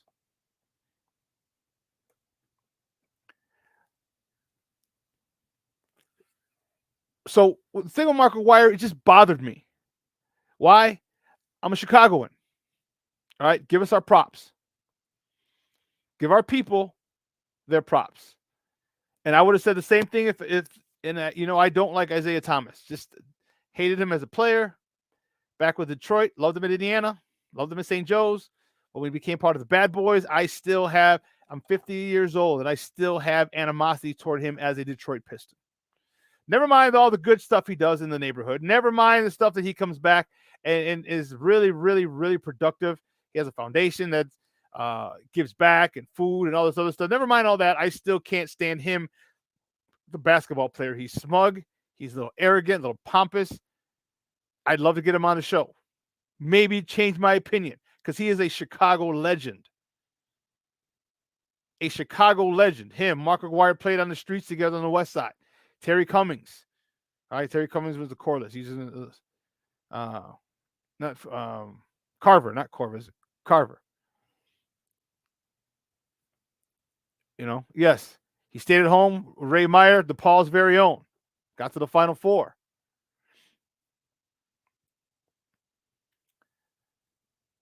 But I just can't stand Zeke. But even if this situation was applying to Zeke, I would stand up for him, because he is a Chicagoan, and because it's right. They're giving you misinformation, and for some reason it just bothered me. I don't know, it just bothered me, and I had to address it. I had to address it. Well, listen, we got a segue. The next, switching gears a little bit, a sad note. A long-time reporter who covered the Bears for the Tribune for over a decade, and then moved out to NBC Sports Chicago as their Bears expert, John Moon Mullen, passed away yesterday after a long bout with pancreatic cancer.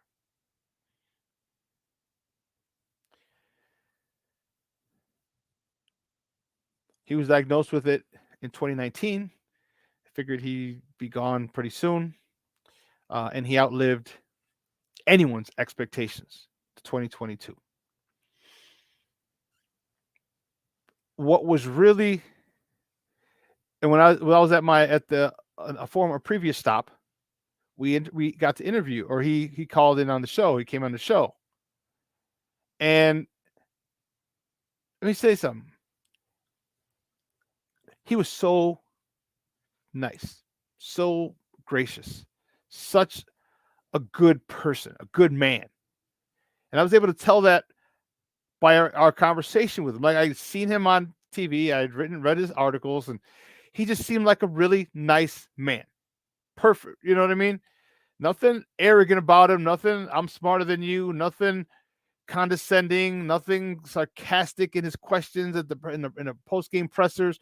Nothing. Just a man doing his job in a very gentle but firm way. And one of the things that keeps coming up, is that he was nice. He was one of the nicest people you will ever meet. Passed away with his family. Dan Pompei was a very close friend. He's in Hall of Fame, a writer, Hall of Fame writer. And nothing but the outpouring of love and support for Moon was second to none. Second to none. Olin Kreutz, man who likes to choke people when you talk shit, said he was the nicest guy. Paraphrasing, but he was the nicest guy. He's the perfect example of you doing your job without having to not thinking you're better than anybody because you covered the Bears. Not thinking you're better than everybody because it's easy to second guess coaches' decisions, players' decisions, front office decisions. It's very easy to second guess. He was a professional. He was a gentleman. And he was kind. Especially in today's world, we are missing a lot of that last aspect that he has, and that's called kindness. And let me tell you, it's refreshing. When I met him, I was, wow. So I met him once, because after he was on the show, then I met him at another event because he was on. And let me tell you, this dude is second to none. Second to none. He'll be missed by his family. He'll be missed by his colleagues. He'll be missed by the Bears. Okay. And if you've ever read Moon Mullins' columns, yeah, he'll be missed by his fans, like big time. So, Moon Mullen, beat writer for the Bears for over 10 years with the Tribune, and then after that, covered NBC Sports Chicago, passed away yesterday after a lengthy battle with pancreatic cancer.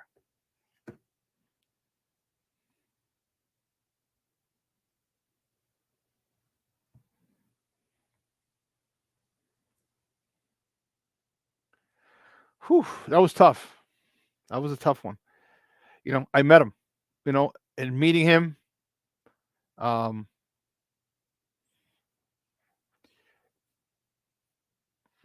seen him on TV often. And in life, sometimes they're just good people. Sometimes they're just good people. Okay? No pretense, no nothing. Just good people. That was Moon. He reminds me a lot of Steph Curry. In this sense. When I met Steph Curry, as I told you, I was head of security at the Under Armour store on the corner, on the northwest corner of Michigan and Ohio. At one point, it was the largest Under Armour store in the country, in the world. That has been surpassed by New York and Maryland, the headquarters. And I told you my story about meeting Steph being just so, so nice. Moon Mullen was the same way. I never saw him get personal with Bears players, coaches, front office. Never saw him be a little condescending, a little snarky. Nothing. His questions were very direct to the point, but again, in a way that was respectful, trying to do a tough job, asking tough questions, because these are the questions that fans want to hear. These are the questions that fans want to hear answers to. And Moon Mullen, man, a lot of Bears reporters, a lot of the current Bears beat writers could learn a lot from Moon Mullen.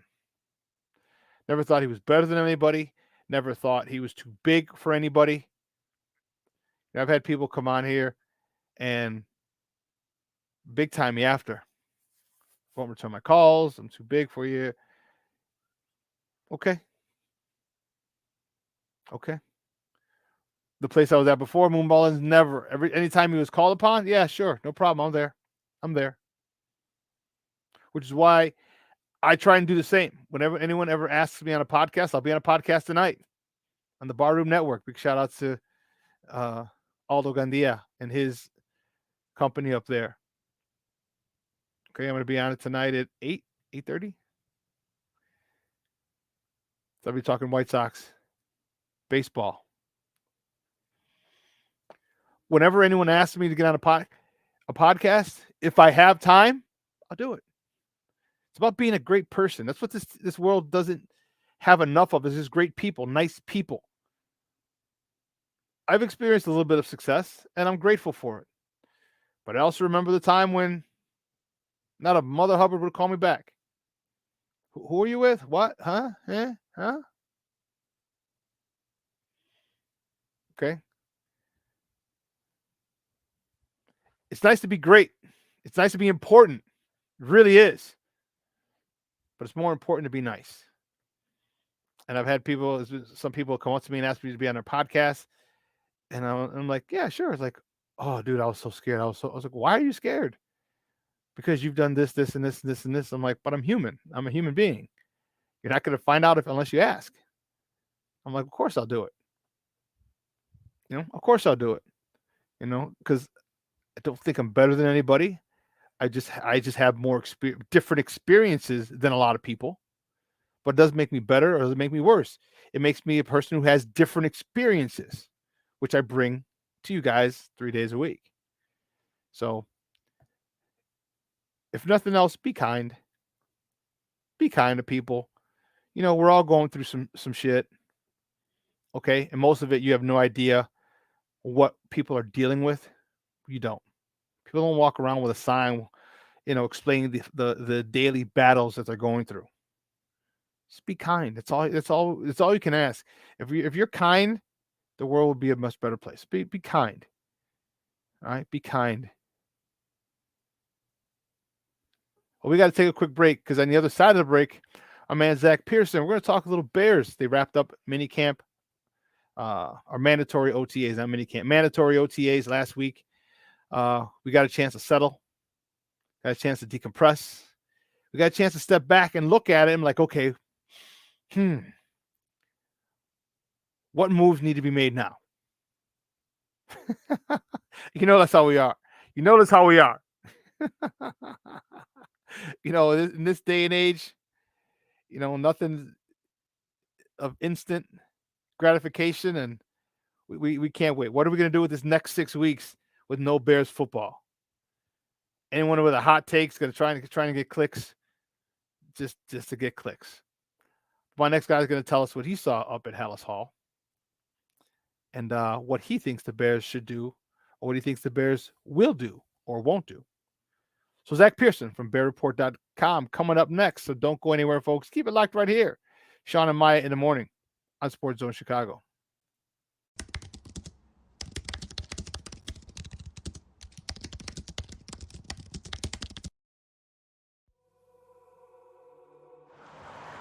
At a time when the news seems as subjective as the partisan politics dividing this country, independent professional journalism has become a resource people need to get the honest and accurate information for their lives. That's why I created JGordonReports.com. As a born and raised Chicagoan, I know this city better than anyone. So my investigative stories are all original, and they'll go deeper to expose the truth by using information obtained from public information databases and in-depth interviews with the movers and shakers. My feature stories will introduce you to people and businesses who are changing the world, not just Chicago. My missing person stories will spotlight those who you don't hear about in the mainstream media who are often overlooked. you want to hear my personal views on things around the world, check out my blog site, which is based off of factual information and my life experiences. There's also past episodes of my weekly sports podcast show, What's Up Cuz, that I host with my real life cousin, Lance Urban. So if you're looking for all this information and more, check out jcoydenreports.com and follow me on Twitter at jcoyden.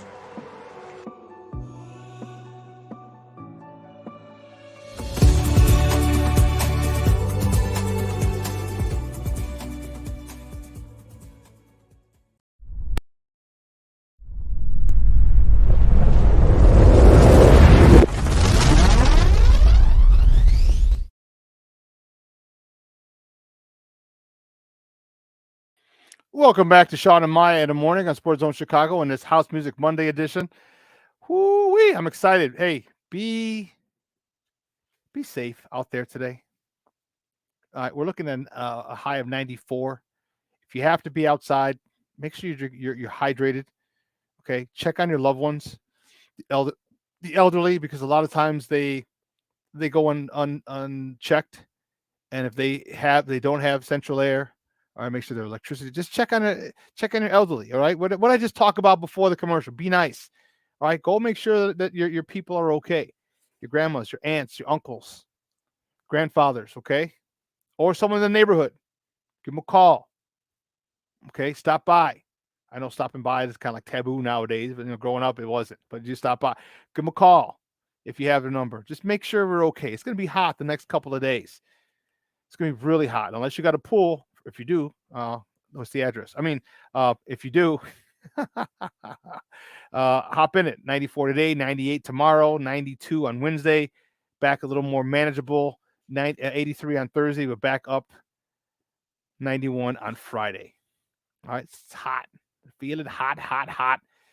And if any of you ever complain about this heat, you get punched in the face. Come on now. Don't you remember what happened a couple months ago in the snow? There's no need. No need to do it. Come on. Well, listen, my next guest is a good friend of the program, and I'm excited to talk to him because I got a chance to decompress because I'm fired up. I still have my stance. I'm fired up about my Bears. Bears season is going to be awesome. Most people are sleeping on my boys. They make one move,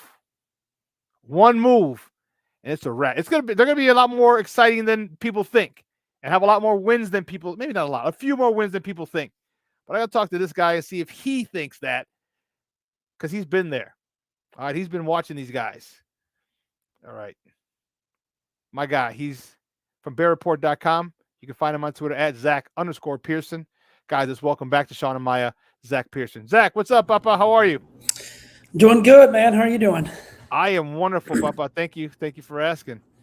So we're here. We are here now.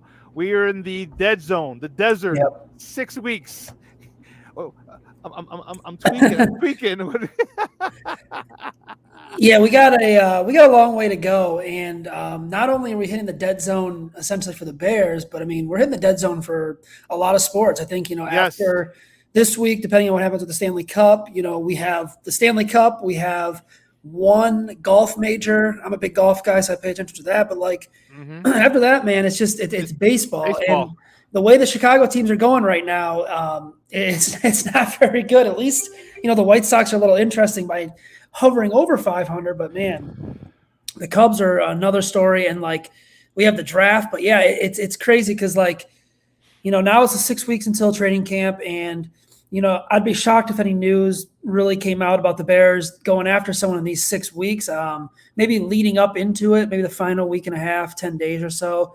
Maybe they could go out and see if they could bring in a free agent for a tryout or something like that. But yeah, it's going to be a lot of speculation pieces, a lot of get ready for training camp pieces, and it's I like it because I get a little bit of a break, but at the same time, it's like you repeat yourself over and over and over again.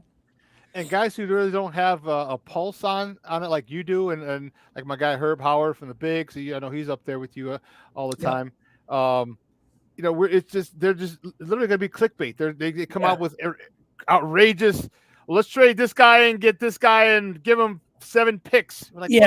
I mean, that's all it is. It's like trying to manufacture articles in a way. I mean, there's some good content out there. Like we're going to be doing some film review stuff and training camp previews. But man, it is tough. It's very tough because, like you said, it's a lot of trade rumor type stuff that's not really rumor type stuff. Rumor. Yep. Yeah. Talk to me about this situation that people in Chicago are monitoring.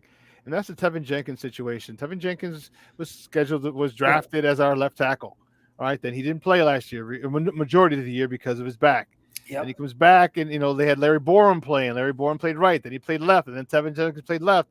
And then, thank you, Coach Nagy, for not playing him and playing Peters instead of Borum or Jenkins. That was a great FU to us on the way out. Now he's not playing on the first team. There's a rookie who was there at OTAs, voluntary OTAs. He has kept there mandatory OTAs. Yep. And Tevin Jenkins was with the second team. How much is that? How much is there to read into that, or is it just maybe something to motivate him, or is it all going to get sorted out when the pads get to popping?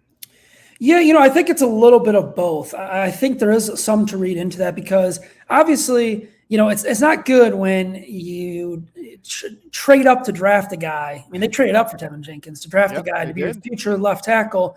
And, he probably projected better on the right side at times anyway. For whatever reason, they want him on the left. That regime's gone. I can't blame Ryan Poles and Matt Eberflus for what happened with that. But it kind of goes back to, I've been saying it. A couple other guys have been saying it. Ryan Poles and Matt Eberflus are not married to anyone on this roster. They're not going to move on from Roquan Smith or Justin Fields, Darnell Mooney, Jalen Johnson, guys like that. Right. But people thought, oh, man, okay, Tevin Jenkins is a second-round pick.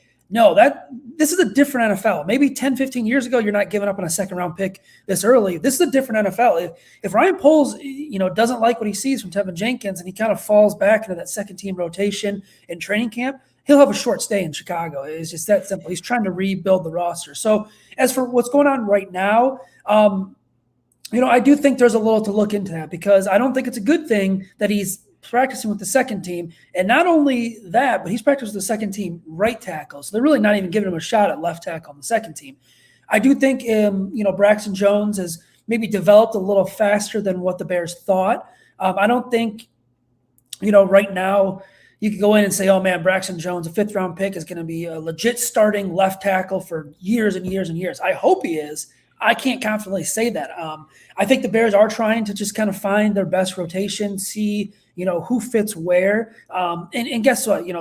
This is the time to do it. You don't want to do it in the middle of the season where you're switching guys every game and middle of the game, stuff like that. So, I do think that there is a little to look into it, but I wouldn't panic just yet. I think if we get to training camp, the first, let's say week or so of practice, if Jenkins still isn't getting those first team reps, I think that'll tell us a lot. I think that'll mean that, okay, he is legit kind of struggling.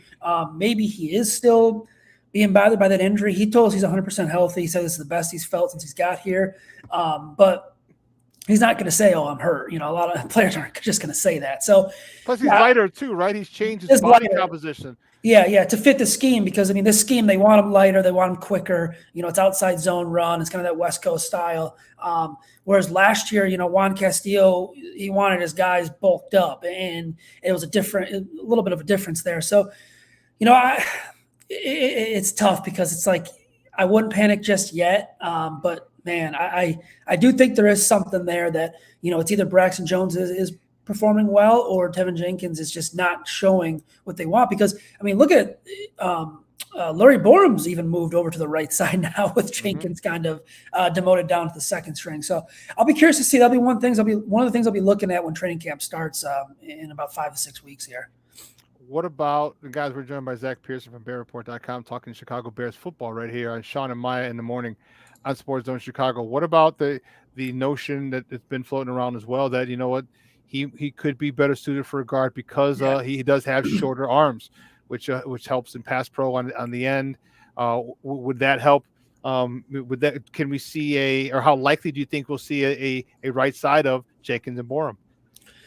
Right now, man, I'd probably say like 40, 60, not likely. I think the door is open there. And here's why I say it, because I don't know if they have a right guard on this roster right now. Like, I mean, you look at Dakota Dozier suffered an injury. We have no idea. It did not look good, but we don't know the significance of that.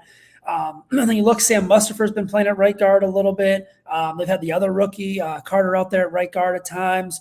You know, you still have Zachary Thomas out there who can kind of play at different spots. I think, you know, if we get into training camp and Jones flashes and Borum flashes, and they're like, okay, those are starting right tackle and left tackle, maybe they give Jenkins a shot at right guard. He did play a little bit of guard in college, so he's got a little bit of the experience. But yeah, man, I don't know what they're going to do about the right guard spot, because it's a weakness right now. And I don't know if they're waiting for a player to kind of, you know, be released, or they have someone in mind to bring into training camp. But it's definitely a spot I'd keep an eye on, because I think right now I can't confidently say who's going to be the week one starter at right guard at all. And that's based on what I've seen all offseason. It's just been nothing that's been like, okay, they got a guy, because they definitely don't have a guy at right guard. So I don't know. It's kind of, you know, I said 40, 60, but I mean, it's probably going to be, you know, more likely than not, you know, or more not likely that they'll try him. Yeah, I wouldn't rule it out. I wouldn't rule it out. I'll just say that. That would be interesting if he moves the right guard and then just literally rakes, you know, kills. I'm thinking baseball, but he kills it over there because he is lighter, because he does have it. The one thing about him is when he gets on you, especially in a scheme, you're moving. So if it's away from you, you know, defense. That's the one thing about the zone offense, zone blocking. You're not taking a guy head on, because the way the play is going, they're trying to beat you to a spot. Well, if you're trying to beat me to a spot, I'm just going to use your own momentum against you. You know, and he's got a very nasty disposition when he's on the field. We've seen it on tape. We saw it in college. We saw it a couple of times last season when he was healthy. So that might be the move. That could be the move that solidifies this offensive line. And if it is him right guard, Larry Borum right tackle, hey, okay, then so be it. Let's run with it, because what I think they're going to do, everyone's worried about the pass. I get it. Yeah.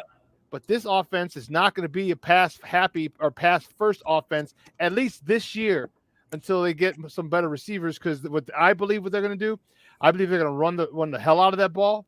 You know, he just came from Indianapolis, where they led the league in rushing with Jonathan Taylor up over there. Yeah, you got two running backs on the roster. Well, actually, I think Khalil Herbert is actually a better zone runner than David Montgomery. And then you got Treston Ebner, who actually ran an outside zone at Baylor, who's got home run speed. So you got guys who can run. I think they're going to do that and take advantage of the stable of running backs that they have. Yeah, and you know, that's going to help Justin Fields as well. I think they don't want to put all the pressure on Justin Fields right away. I think, you know, the way they're going to find success and the way they're going to, you know, maybe surprise some people this year if they do, it's kind of going back to that Colts formula. You know, you run the ball, wear down the defense, and then open up, you know, third and shorts or you know, third and mediums for Justin Fields, instead of what we saw a lot last year, where it was third and longs and he had to kind of, you know, improvise and make plays and things like that. But yeah, and then, you know, you're gonna play good defense too. They're hoping that their defense can keep them in games. You know, it's kind of gonna be like that the normal Bears that we're used to. You know what I mean? Like low scoring games, running the ball. The defense keeps you in the offense. I hope not, but the offense passing for 200 yards, at least early on, I think. I think they're going to try to maximize Justin Fields and use what he's really good at, and that's deep throws and deep accuracy. But I think early on, it wouldn't shock me those first couple games. You know, they come out, they run the ball a lot more. They're trying to play good defense and take the pressure off of Fields. And like you said, I mean, it's a different scheme. So the O-line, the assignments are different. You know, you're trying to get to your spot. You're trying to seal the edge. I mean, every block almost has to be perfect to you know, sprawl out a long run, kind of what we saw with the Colts. So we'll see. I mean, you know, I think this offensive line is going to be something we're going to watch all year because, I mean, outside, you know, Cody Whitehair's coming off a disappointing year, and then they got Lucas Patrick, who's, you know, I mean, he's going to be the starting center, but we still don't know what we're going to get from him. So They have a lot of questions out there, and then they still have that right guard. And man, it wouldn't shock me if we saw the rookies all start playing a lot earlier than I imagined. Guys, we're joined by Zach Pearson from BearReport.com talking Bears football right here on Shawn and Maya in the morning on Sports Zone Chicago. I think the defense is going to be good, and Cornelius Squalls made a great point and said people, don't understand how a competent coaching staff can make a team better, how much of a difference a competent coaching staff can make. And I agree completely. I've been on a couple of staff. I played for guys who great coaches. I've been on staffs where we had great coaches. I've been on staffs where the coaching staff overall wasn't very great. It made a huge difference. My question to you, and this my thing that I'm still standing on, and I'm on my soapbox, is do they go get a number one receiver? You got Terry McLaurin in Washington who wants out. You got DK Metcalf in Seattle who wants out, who's holding out. Your thoughts, because you're going to have to pay these guys. Actually, both those guys came in the same year. You're going to have to pay them, but you don't got to pay Justin for 4 more years. You got 3 more years and in your options. So you have him for 4 more years under control. You have a chance to pay this a number one receiver for 4 years or 3 years, and you're still not breaking the bank. Your thoughts on them going to get one of those dudes? If I were to bet right now, I'd say no. Just because unless the price changes, I think you're gonna have to give up a first round pick, and I don't think Ryan Poles wants to give up another first round pick this year for this draft. I'm sorry, because let's be realistic. I think the Bears have an easier schedule. I do agree. I think the coaching already is better than what we saw because, to be fair, it can't be much worse, especially towards the tail end of what we saw with Matt Nagy. So I think those are going to be better, but I still think this is a team that's going to be hovering around the top 10 pick. I don't think Ryan Poles wants to give up a top 10 pick, especially in what's going to be a loaded wide receiver draft again. Another good draft for edge rushers, another good draft for offensive linemen next year. Plus, they could be in a position where, maybe a team wants to trade up for a quarterback and they can, move get more picks like the Giants did with the Bears a couple years ago. So yep. I wouldn't bet it. I wouldn't say they're going to go after, McLaurin or DK Metcalf unless the price drops. I mean, if you could get them, let's say for, a second rounder, maybe a couple of second rounders and maybe a later on first round pick down the line. Sure. Yeah. But if it costs a 2023 first rounder, I don't think they're going to do it because like you said, man, I think you're going to have to pay them big money. And you look, that's a good point. You don't have to pay Justin Fields for, a little bit longer here. 4 years. And the way the NFL is going is quarterbacks are getting a ton of money. I mean, they are breaking records. They're going to continue to break records. But also, edge rushers are breaking records and wide receivers are breaking records like at an incredible pace. So we saw, maybe the Christian Kirk deal kind of screwed up the entire market. Big time. Big time. So, yeah, I don't know. Ryan, from what I've talked to Ryan Poles and have had in media sessions with him, for me, he doesn't seem like a guy that's really going to break the bank to go up and trade for a guy that you're going to have to pay right away. Now, would I do it? Sure. I think you go out and get a DK Metcalf or McLaurin just to boost your wide receiver corps. I don't think the Bears are going to do it this offseason.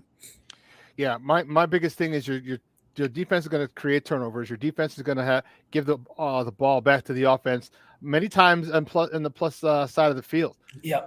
You have a guy that you can go to. That's when you strike. You can get a turnover, sudden change.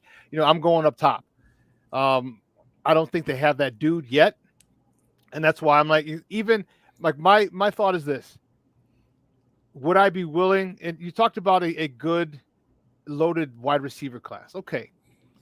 Still, the thing is, for me, they're not proven in the NFL. They're proven in college, but they're not proven in the NFL. A DK Metcalf is proven in the NFL. He's an all-pro. You've seen what he does. This guy is a workout fanatic. You don't have to worry about him coming in shape. Yep. You have a guy who's 6'4", who will take the top off of defense, in addition to Darnell Mooney, in addition to that guy who runs a 4.31 and Velus Jones. I think that would be good. And if it costs you a first-round pick, here's what I would do. I'd be like, only if it is, it's 1 for 1. Him for next year for 23's first-round pick, because I can't guarantee next year if I go wide receiver that whoever I get in Jigba Smith from Smith and Jigba from Ohio State or somebody else, I can't say that they're going to be productive here as they were in college. I got a guy here who's more productive now than he was in college. So I 1 for 1. I'm with you. If you know what, I'll give you next year's second and the 24's third. Okay, I'm okay with that. But anything more than number 1 for next year, yeah, I wouldn't go. I just want a big dude that people have to game plan around. We haven't had a guy like that in a long time. And I would agree. I don't think the wide receiver room is that very good. I think Darnell Mooney is good, and I think he's got a chance to get better. But outside of that, I really don't. I'm not confident in their wide receiver room. They're very confident in their wide receiver room, as evident by their moves that they've made this year. I mean, maybe it works out. Maybe Velus Jones is good, and I feel like everyone's writing them off a little too early. Maybe Brian Pringle is solid. Maybe someone like St. Brown takes the next step, or one of these guys in the tryouts that they signed to the roster somehow surprises. But yeah, even with how good Mooney's been and the steps he's taken forward, I don't think you can feel confident, in that wide receiver room and the offensive line. Those are the two most important things to Justin Fields. I think that's why they're going to run. And then, the concepts, I think that with those concepts, that'll help, with a lot of the crossing routes and meshing routes, and, going to try and pick Velus Jones open, pick Darnell Mooney open. Yeah. The one thing you don't want to do as a defense is chase those sons of guns, boy. You don't want to chase those guys. And, maybe that's what they're going to work on. Cole Kmet, talk to me about him. How big of a year? Because remember, he's been a tight end 2 years in a row now, so he should be a, all pro, apparently. But how big of a role is he going to play this year? Because is it kind of time for him to shit or get off the pot? Yeah, I think so. I think he's going to have a big year. He's kind of an interesting one because, he got here in a different system and they kind of wanted him to try to do everything. Excuse me. But, he always kind of found himself behind Jimmy Graham in the red zone targets. So I think, going into this year, he's obviously the number 1 tight end on the roster. They brought in a couple guys, Ryan Griffin and James O'Shaughnessy, to kind of, help complement him. He's going to have to be Justin Fields' best friend. I mean, when Darnell Mooney's covered, and if they zone blanket someone like Velus Jones and keep an eye on him, you're going to be looking for your tight end, that safety check there. So I think he's going to have a big year. From what I've seen, him and Fields kind of have, that connection's getting a little better and stronger. It is no pads or anything like that, so it's kind of tough to tell. I was impressed with him, though, over the last OTA sessions last week. He caught a couple passes, a couple touchdowns in the final day, and looked good out there. It was one of my standouts in practice. But again, no pads, anything like that. I mean, it's not as physical as we want it to be or anything like that just yet. But yeah, he's going to have to be a vital part of this offense, because if he's not, that's one weapon gone, because you're not going to really bank on Griffin or Shaughnessy to be a legit tight end right now in this offense. And if you're looking for weapons to give Justin Fields, like you said, run the ball and find that safety blanket, there's your tight end right there. He's going to have to perform well. And not only that, but also in run blocking too. I'll be curious to see how much they have him in, or if they'll delegate that role a little more to the other tight ends on the roster and kind of do, a little bit of a package with their offense. Luke Getsy. I was going to say Chris Getsy. I know a guy named Chris, something similar to that. Luke Getsy is going to be calling plays for the first time in a while. How creative do you think he'll be? This is the West Coast system. One of the things when I saw the 49ers was last year, where they had their tackle report eligible, and he came across on a kick out block. How that dude, I couldn't even tell you how excited I got as a running back, my whole career, seeing a guy pulling across the line, with a head start from the from basically a wing position on the opposite side. Dude, it got me excited because he had full head of steam on a defensive end. How creative do you anticipate Luke Getsy being? Because Justin Fields apparently is picking up this offense rather quickly. Justin Fields' intelligence has never been in question. Remember he took that IQ test and was get the highest ever, whatever. It's the other people, and that's one of the things that people talk. Everyone hates Cutler. Like, it wasn't him. He understood it. It's everybody else who has to understand it as well. How creative with this first year do you think Luke Getsy will be? Because he's got some toys, but can they grasp this offense where he can, to the point where he can put in some fun stuff? In terms of like stuff we saw with Matt Nagy, like the Santa sleigh and all that stuff, I don't think it's going to be to that level right away. I think being creative for him is going to be moving Velus Jones around, moving potentially Travis Abner around as a rookie running back, seeing if you can get Velus Jones on a linebacker where he's got the speed advantage, seeing if you can scheme him open, like you said, crossing routes and maybe slants, things like that. Kind of what Green Bay does with their wide receivers. I mean, you look, they identify the mismatch right away. Right away. Anytime Devontae Adams is in the slot and there's a mismatch, they're going right back to it every single time until you can stop it. So I think we'll kind of see stuff like that. I think they'll be more creative in that way, especially with the speed that they think they have out there, in terms of Velus Jones and maybe Ebner as well. The trick play stuff, I don't think we'll see a whole ton of that or anything like that. But I think they're going to try to play to field strengths. They're going to try to play to the run game strengths. They're going to try to scheme Darnell Mooney open. They're going to scheme Velus Jones open, and they're going to kind of get creative in that way. So so far from what I've seen and heard from Luke Getsy and the players, I like it. They're still installing a lot of stuff. These last couple practices over the past couple weeks have been install stuff, which is pretty normal for this time. Training camp is when we'll kind of see a lot more of their quote unquote, base stuff. They're not going to show us everything in the playbook. But I think we'll see a lot, if you pay attention to training camp, we'll see a lot of crossing routes, a lot of slants, things like that to kind of scheme guys open. What do you like more this year about Justin Fields than last year? I know last year was a rookie year. There's a whole bunch to get used to. But what did you see this year, or did you see anything that makes you say, "Damn, this dude, he's going to be that dude"? Yeah, on the field, it's hard to say just because, like I said, they're not in pads and stuff like that. And they're still installing, so there's going to be mistakes made. He's had a couple rough practices, he's had a couple good practices. That's pretty normal. I'd say his confidence, him knowing that he's the guy. Because last year at this time, he was what, second? I think he was even third behind Nick Foles at times, getting reps. And then going into training camp, he was a number 2, was still getting like the scout team looks and things like that, which is crazy. They never committed to him. For whatever reason, they committed to Andy Dalton. God knows why. But this year, it's confidence, man. It's his leadership abilities. It's his establishing relationships with players. Not only football but personal relationships too. Velus Jones has talked about it. They're locker buddies. Their lockers right next to each other. They talk about everything, things outside of football to kind of build a relationship. Same with Darnell Mooney. They've really connected this offseason big time. Like they've really established a good friendship and a good bond, not only on the field, but off the field as well. So I think him, pulling a wide receiver to the side, like I saw the practice the other day and saying, here's where I need you to break off the route, the timing, everything like that, trying to help him out. I think that's big. I think, talking to his offense, just having that leadership and that kind of confidence that, okay, I am the guy, I don't have to worry about a veteran in front of me. I don't have to beat out this guy.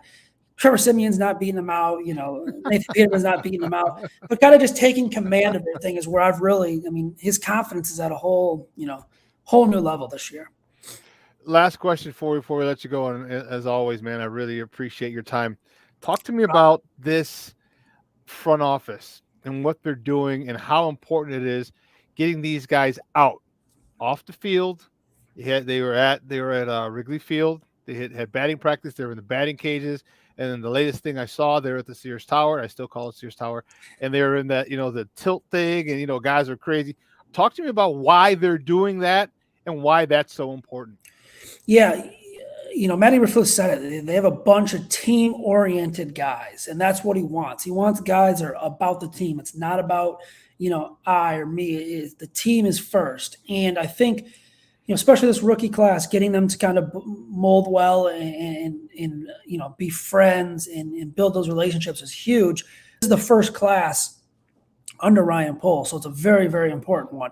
Mm-hmm. Getting them to mesh and gel by doing these team bonding things, outside of football is important. Seeing them take the tour of Chicago and then seeing them at Wrigley Field participating in all these events, Kyler Gordon is I think he's thrown out the first pitch already, and he was at the Chicago Fire game the other day too. So it's like they want the team-oriented guys. And actually, Eberflus, he was asked, what he's learned most about his team, and it was more of a football question, like what have you, learned with your team skill-wise and scheme-wise, and he took it as, I've seen them team-oriented. I've seen them, everything is about the team. We break down everything as a team. We do this as a team. We do that as a team, it's important, especially for a new regime coming in and pretty much rebuilding the entire roster outside of a handful of guys that you knew were going to be here anyway. I mean, they have a lot of work to do. I mean, this is a good start, but there's still a lot of work to do to get this to an elite roster in the NFL. And, for me,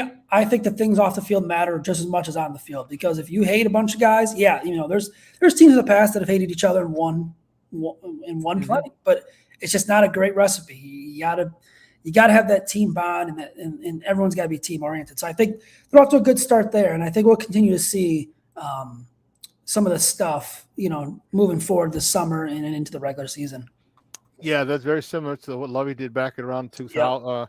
The 2000. He drafted, like, they got Jerry Azuma, they got Earl Ecker, they got Briggs, they got Mike Brown. They even had the A Train and David Terrell at one particular point. You get all those guys and they start to hang out. And that's back. I was doing some football camps, and I actually used to hang out with Jerry and those guys, and it was always the same guys. It was good, and it wasn't just like 4; it was like 10 to 15 guys, and they were younger guys, the younger class, a year or two apart or whatever, draft class, and I thought that was good. And you saw what happened, and it led to in 06, it led them to a Super Bowl appearance. So I love what he's doing.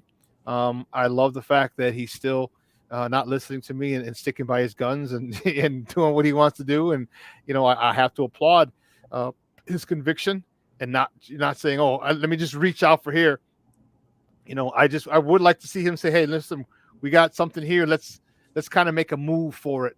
I'd like to see that. But so far, everything that the front office has done, Ryan Poles, I've been, and Coach Eberflus as well, I've been a huge fan of. Hey, Zach, great stuff, Papa. I appreciate it, man. As always, do me a favor though, let everyone know where they can find you and your work online. Yeah, you can follow me on Twitter at Zach, ZACK_Pearson. You can follow the Bear Report on Twitter, just Bear Report. And you can just read my work on bearreport.com. We'll have a ton of stuff coming up for training camp, and then into the training camp, we'll have reports and practice reports and all that good stuff. And then to the regular season we go, hopefully sooner than later. Can't wait, man. That's going to be awesome. I'm telling you, dude, what do you got this team winning? What do you got them record-wise? Oh, man. I think I said earlier, like around the draft, I think I said, what would it be, 7? It's like, what, 7-10 now or something like that? Yeah, 7-10. I think 9-8 if everything goes well. But yeah, I think that's okay. I think the most important thing is Justin Fields.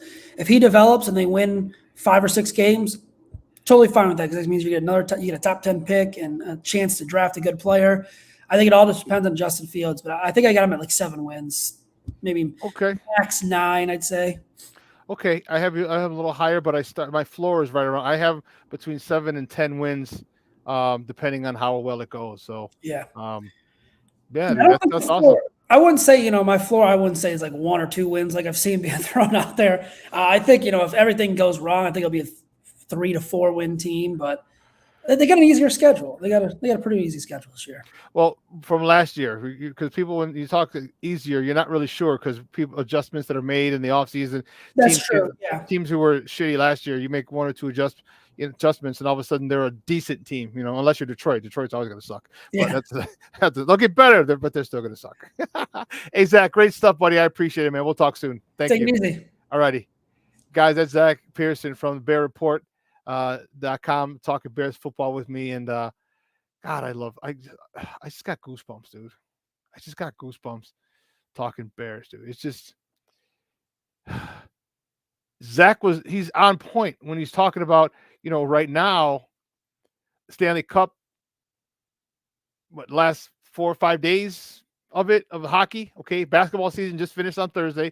Hockey is about to be done in about a week. Just baseball. And I don't mean just baseball, because baseball sucks. I don't mean it like that. No.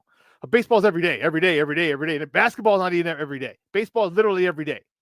So it gets kind of like, okay. And then he talked about the way the teams are playing. It's like, Our White Sox are not doing very well. They're completely, no one's on the same page. I shouldn't say that. They're not all on the same page. The Cubs are in the middle of a rebuild, even though they won't say they're in the middle of a rebuild. And, so the Cubs, a lot of Cub fans have checked out. All right. They're like, bump this. I'll wait till they're good. A lot of White Sox fans are pissed, like myself, frustrated, like myself, annoyed, like myself. So baseball is like, when is training camp? Oh, 5-6 weeks. Damn. So it's going to be an interesting time. This is the dead zone, the dead period. Because once the Stanley Cup Finals are over, you have 1 weekend of golf. If you're a golfer, you got 1 weekend of golf. All right, the WNBA title, it's not a huge, and don't get me wrong, the Chicago Sky are defending champs, and I love the fact that we have a team that just a defending champion here in Chicago. All right, they're just not as huge a draw as the Bulls, not a huge draw as the Sox, not a huge draw as obviously the Bears. So, it's a dead time. It's, here's a chance for you guys. I'll tell you that here's a chance for you to reconnect with your families, with your loved ones, go to a ball game, go to some festivals. There's festivals every week. There's at least 4 festivals somewhere in the city, at least every week. Reconnect with them, guys. You know how it works. Come football season, you don't want to be bothered on Sunday, so give her time now. Give her time now. Okay, do a lot of festivals, do some rooftops, do some nice dinners. Okay, catch the movie. They got, they got the movies in the park. Come on, what better way? You want to gain mad cool points for NFL season? Take her to movies in the park. Take her to go see movies in the park. There's movies down in near north. It's on a rooftop. All right. Now you're in the skyline and watching a movie. They're all classics. There's none of the new movies, but it's just classics. Take advantage of that now. Set it up because especially if your partner's not into sports or not into football, okay, make sure you spend time with them now. And this dead period, hey, you don't have to worry about Sox, Cubs. If you're annoyed as a Sox fan, they had the taste of Randolph last week. What's coming up this weekend? I do have I have a list of the festivals. Hey, give me a second. Because then you can do a whole bunch of stuff. Here we go. What is this weekend? June 21st, 27, 28. Okay. Oh, the Michelada Festival in Pilsen. That is going to be crazy. Michelada Fest. Logan Square Art Fest this week. Then you got Pride North in Rogers Park. Chicago Food Truck Festival in the South Loop. Okay, yeah, and then they have Navy Pier Pride Park and Grant Park, 25th and 26th. There's a lot of stuff going on this weekend. So if you're kind of over baseball because your teams aren't doing as, the Cubs are where they are, and the White Sox are doing as well as you would hoped, there you go. Check it out, because home football season, you're not going to want to miss. I'm telling you, people think I'm crazy. This team, and who said it?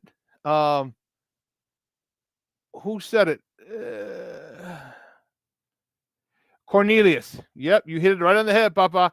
You don't understand many fans don't understand how competent coaching makes a difference, how much of a difference that makes. And I think to this point, we've seen Coach Eberflus has been a competent coach. Now we got to see him in game time. To this point, he's been everything we asked. Everything. Now he's got to take the next step. Now he's got to make great decisions in games. Now he's got to make hard decisions, pull this guy, put this guy in. We'll see. But to this point, he's everything you want in a coach. Well, listen, we got to take a quick break. And on the other side of the break is the last break of the show. Not the last break of the week, but the last break of the show. So we have more sports conversation. We're going to wrap it up on the other side. So don't go anywhere, folks. Keep it locked right here. Shawn and Maya in the morning on Sports Zone Chicago.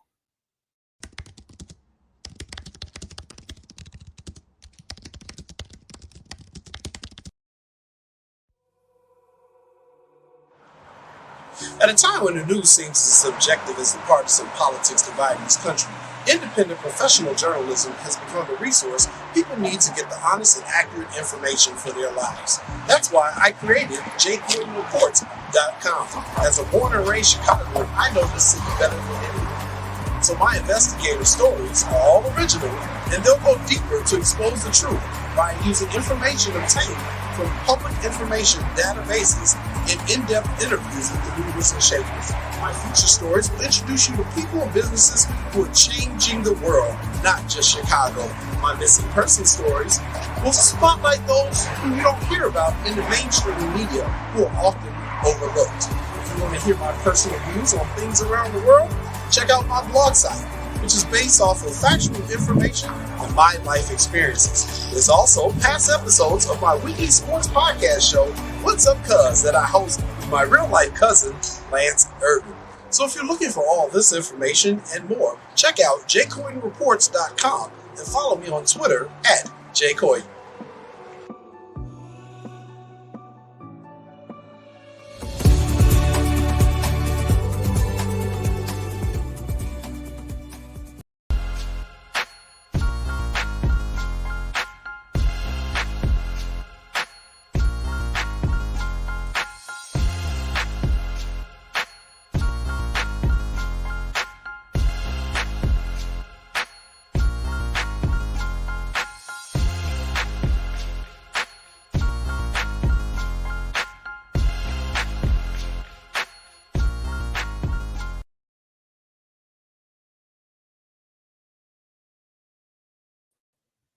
Welcome back to Shawn and Maya in the Morning Sports Zone Chicago in this House Music Monday edition.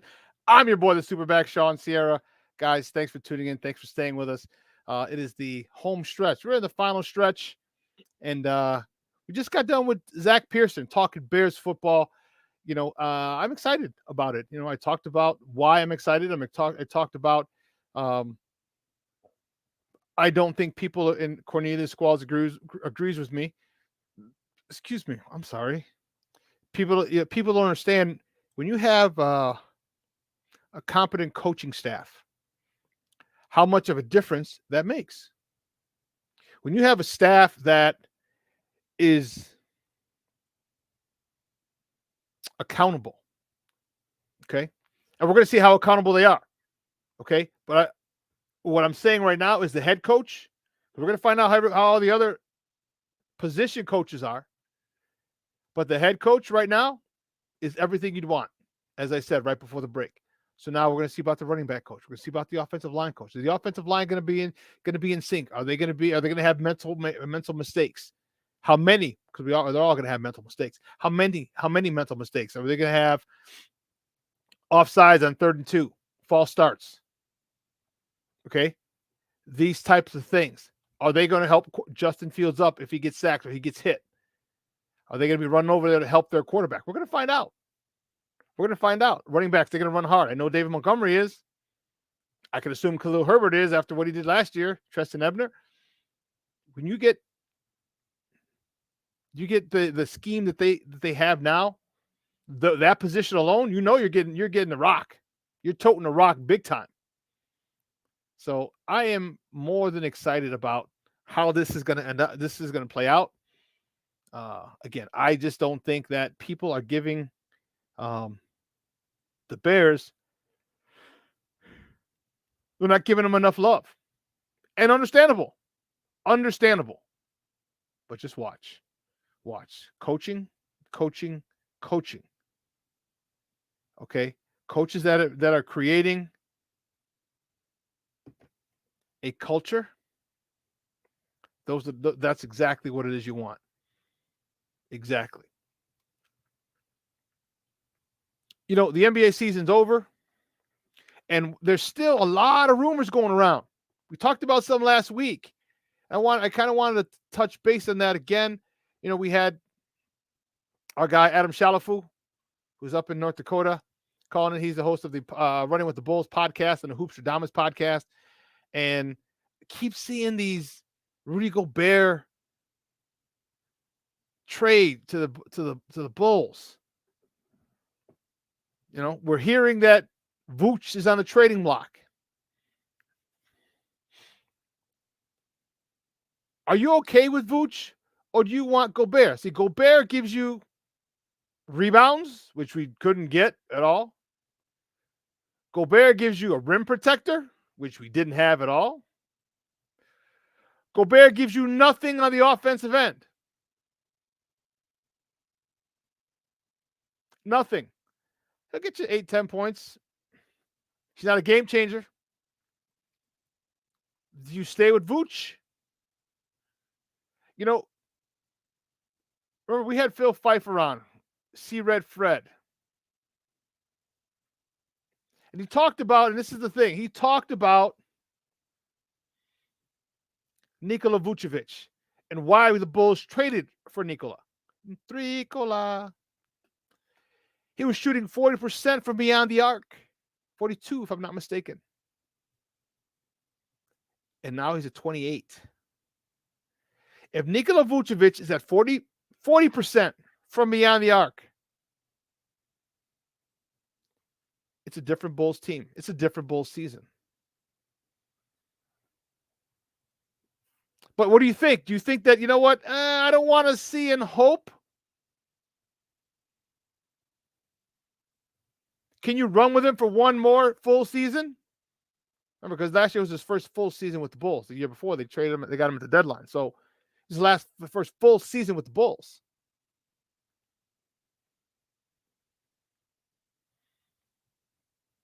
I don't know. Part of me says trade him. But if you trade him for Gobert, first of all, they want Patrick Williams, and he's not on the block. He's not on the trading block. So there's an issue right there. Okay. Spider Mitchell, Donovan Mitchell. Is that a possibility? I don't know. Who are they going to want for Vooch? Vooch is an all-star in his 30s, former all-star in his 30s. Donovan Mitchell's in his 20s. Current all-star in his 20s. They're going to want more than Vooch. Are you willing to give up? What are you willing to give up? Kobe White? Okay. First round pick? Okay. Well, what would you be willing to give up for Spider Mitchell? I don't know. Is Spider Mitchell good? Well, hey, let's go back a step. Teams have been informed. Acme, Arturas Karnisovas, and Mark Eversley have told teams in the NBA that Zach LaVine will sign the max deal in Chicago, $212 million.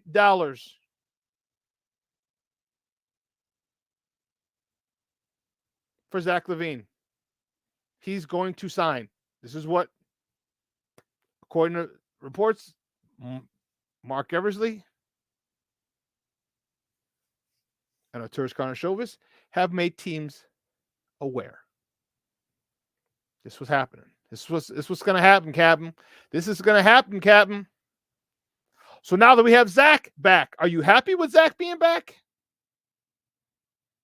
He's not officially back, but are you happy that Zach is signing the max, $212 million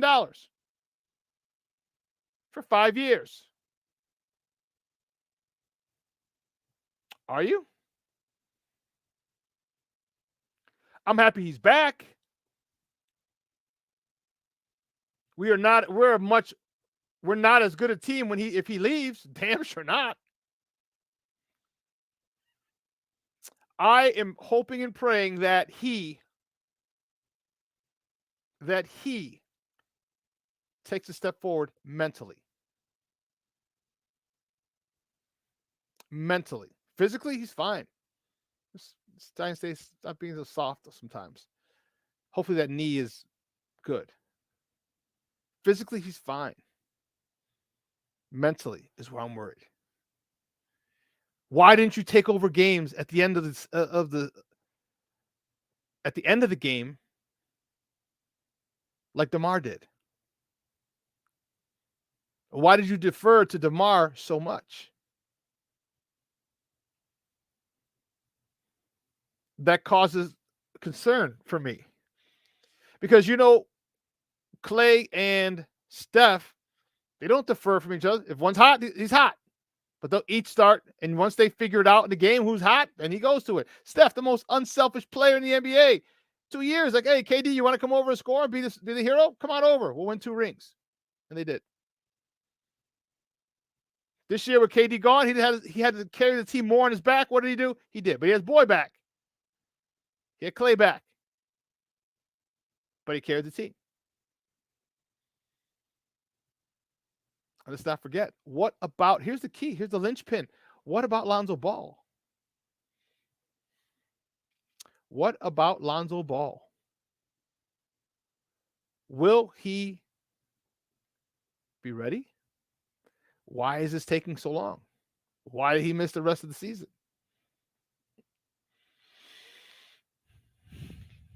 Will he be the same player that played this past season? Sparingly, but played this past season before he got shut down. That's another question mark.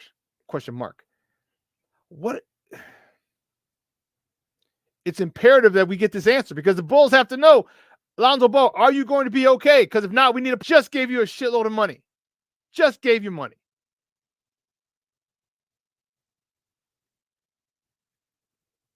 So if that's the case, holy shnikey. So now you got Zach LaVine, who just signed a contract, should be okay with his knee. Should be. I have to wait and see. Then you got a guy that you're just going to run the team, the quarterback, the general of this offense, of this team in Lonzo Ball, and he's not 100%.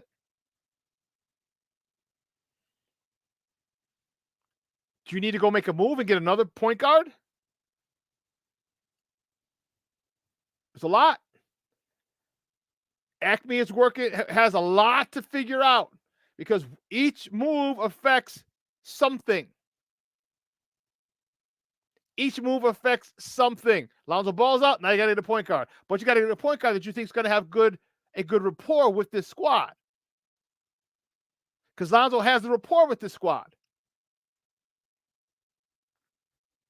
He started the year off with them. DeMar started the year off with them. Okay. Patrick Williams, before he got hurt, started the year off with them. Kobe White was out, I believe. Zach started the year with them. So he's got skin in the game. He's got some ties. And if he's hurt, what do you do? How many of you are willing to give up on Kobe? Or how many of you are willing to trade him out of here? I know a lot of people are from my reading Bulls Twitter on Facebook. People say, Kobe, deuces. Are you? The Bulls don't have any spot-up, dead-eye shooters. None. Kobe White was hot for a while, but he's not a spot-up, dead-on shooter. He's more athletic. He's an athletic guy who can shoot threes. He's not a three-point shooter.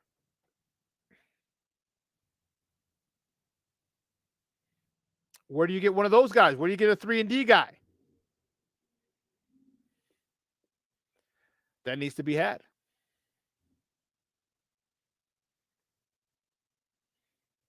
Yeah, as Bulls fans, and this is why you have to keep your fingers crossed that they both come back healthy. You're right.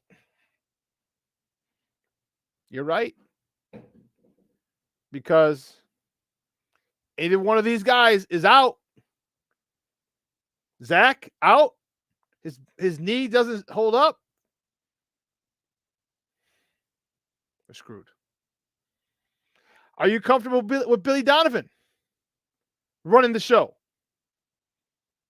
I've heard some rumors, some noise that some people are not happy with Billy the Kid at the helm. I think he's been doing well.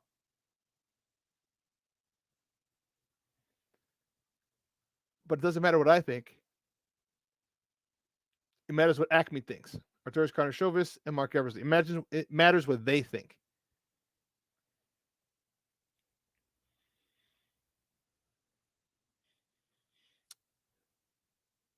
We're going into a season now for this Bulls team coming up. This is it.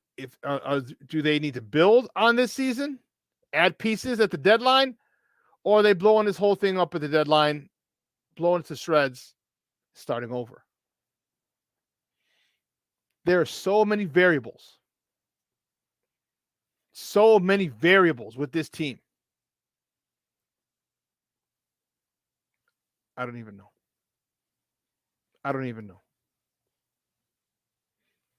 Listen, 3 hours has come and gone. Holy shnikes. Unbelievable. What a great, great show. I want to thank my guests today, Emilio Bucks from the Plunked Podcast on Chicago Clubhouse Podcast Network. Calling in and joining me, talking White Sox baseball. That was awesome. And I want to thank our guy, Zach Pearson from BearReport.com. Calling in to talk a little Bears with your boy. It's a very, very interesting time, a very weird time for Chicago fans. All right, our allegiances to our baseball teams are being questioned. Some people are apathetic toward their team right now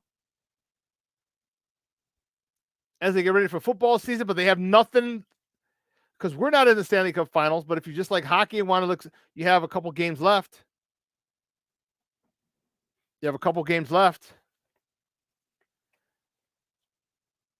And then all you have, like Zach said, is golf.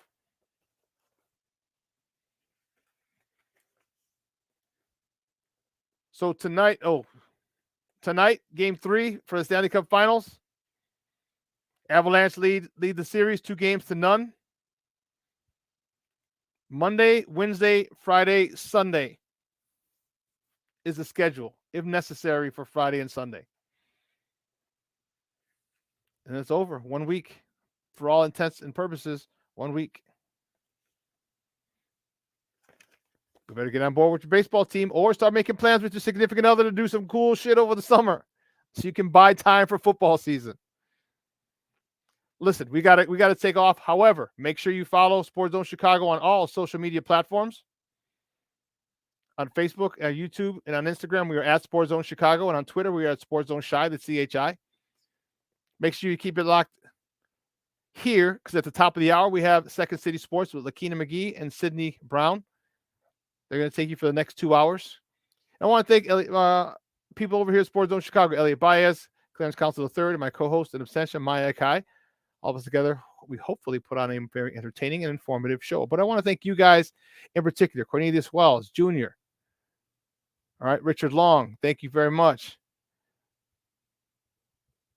Man, Southside Bear, how could I forget? I almost forget Southside Bears in the house.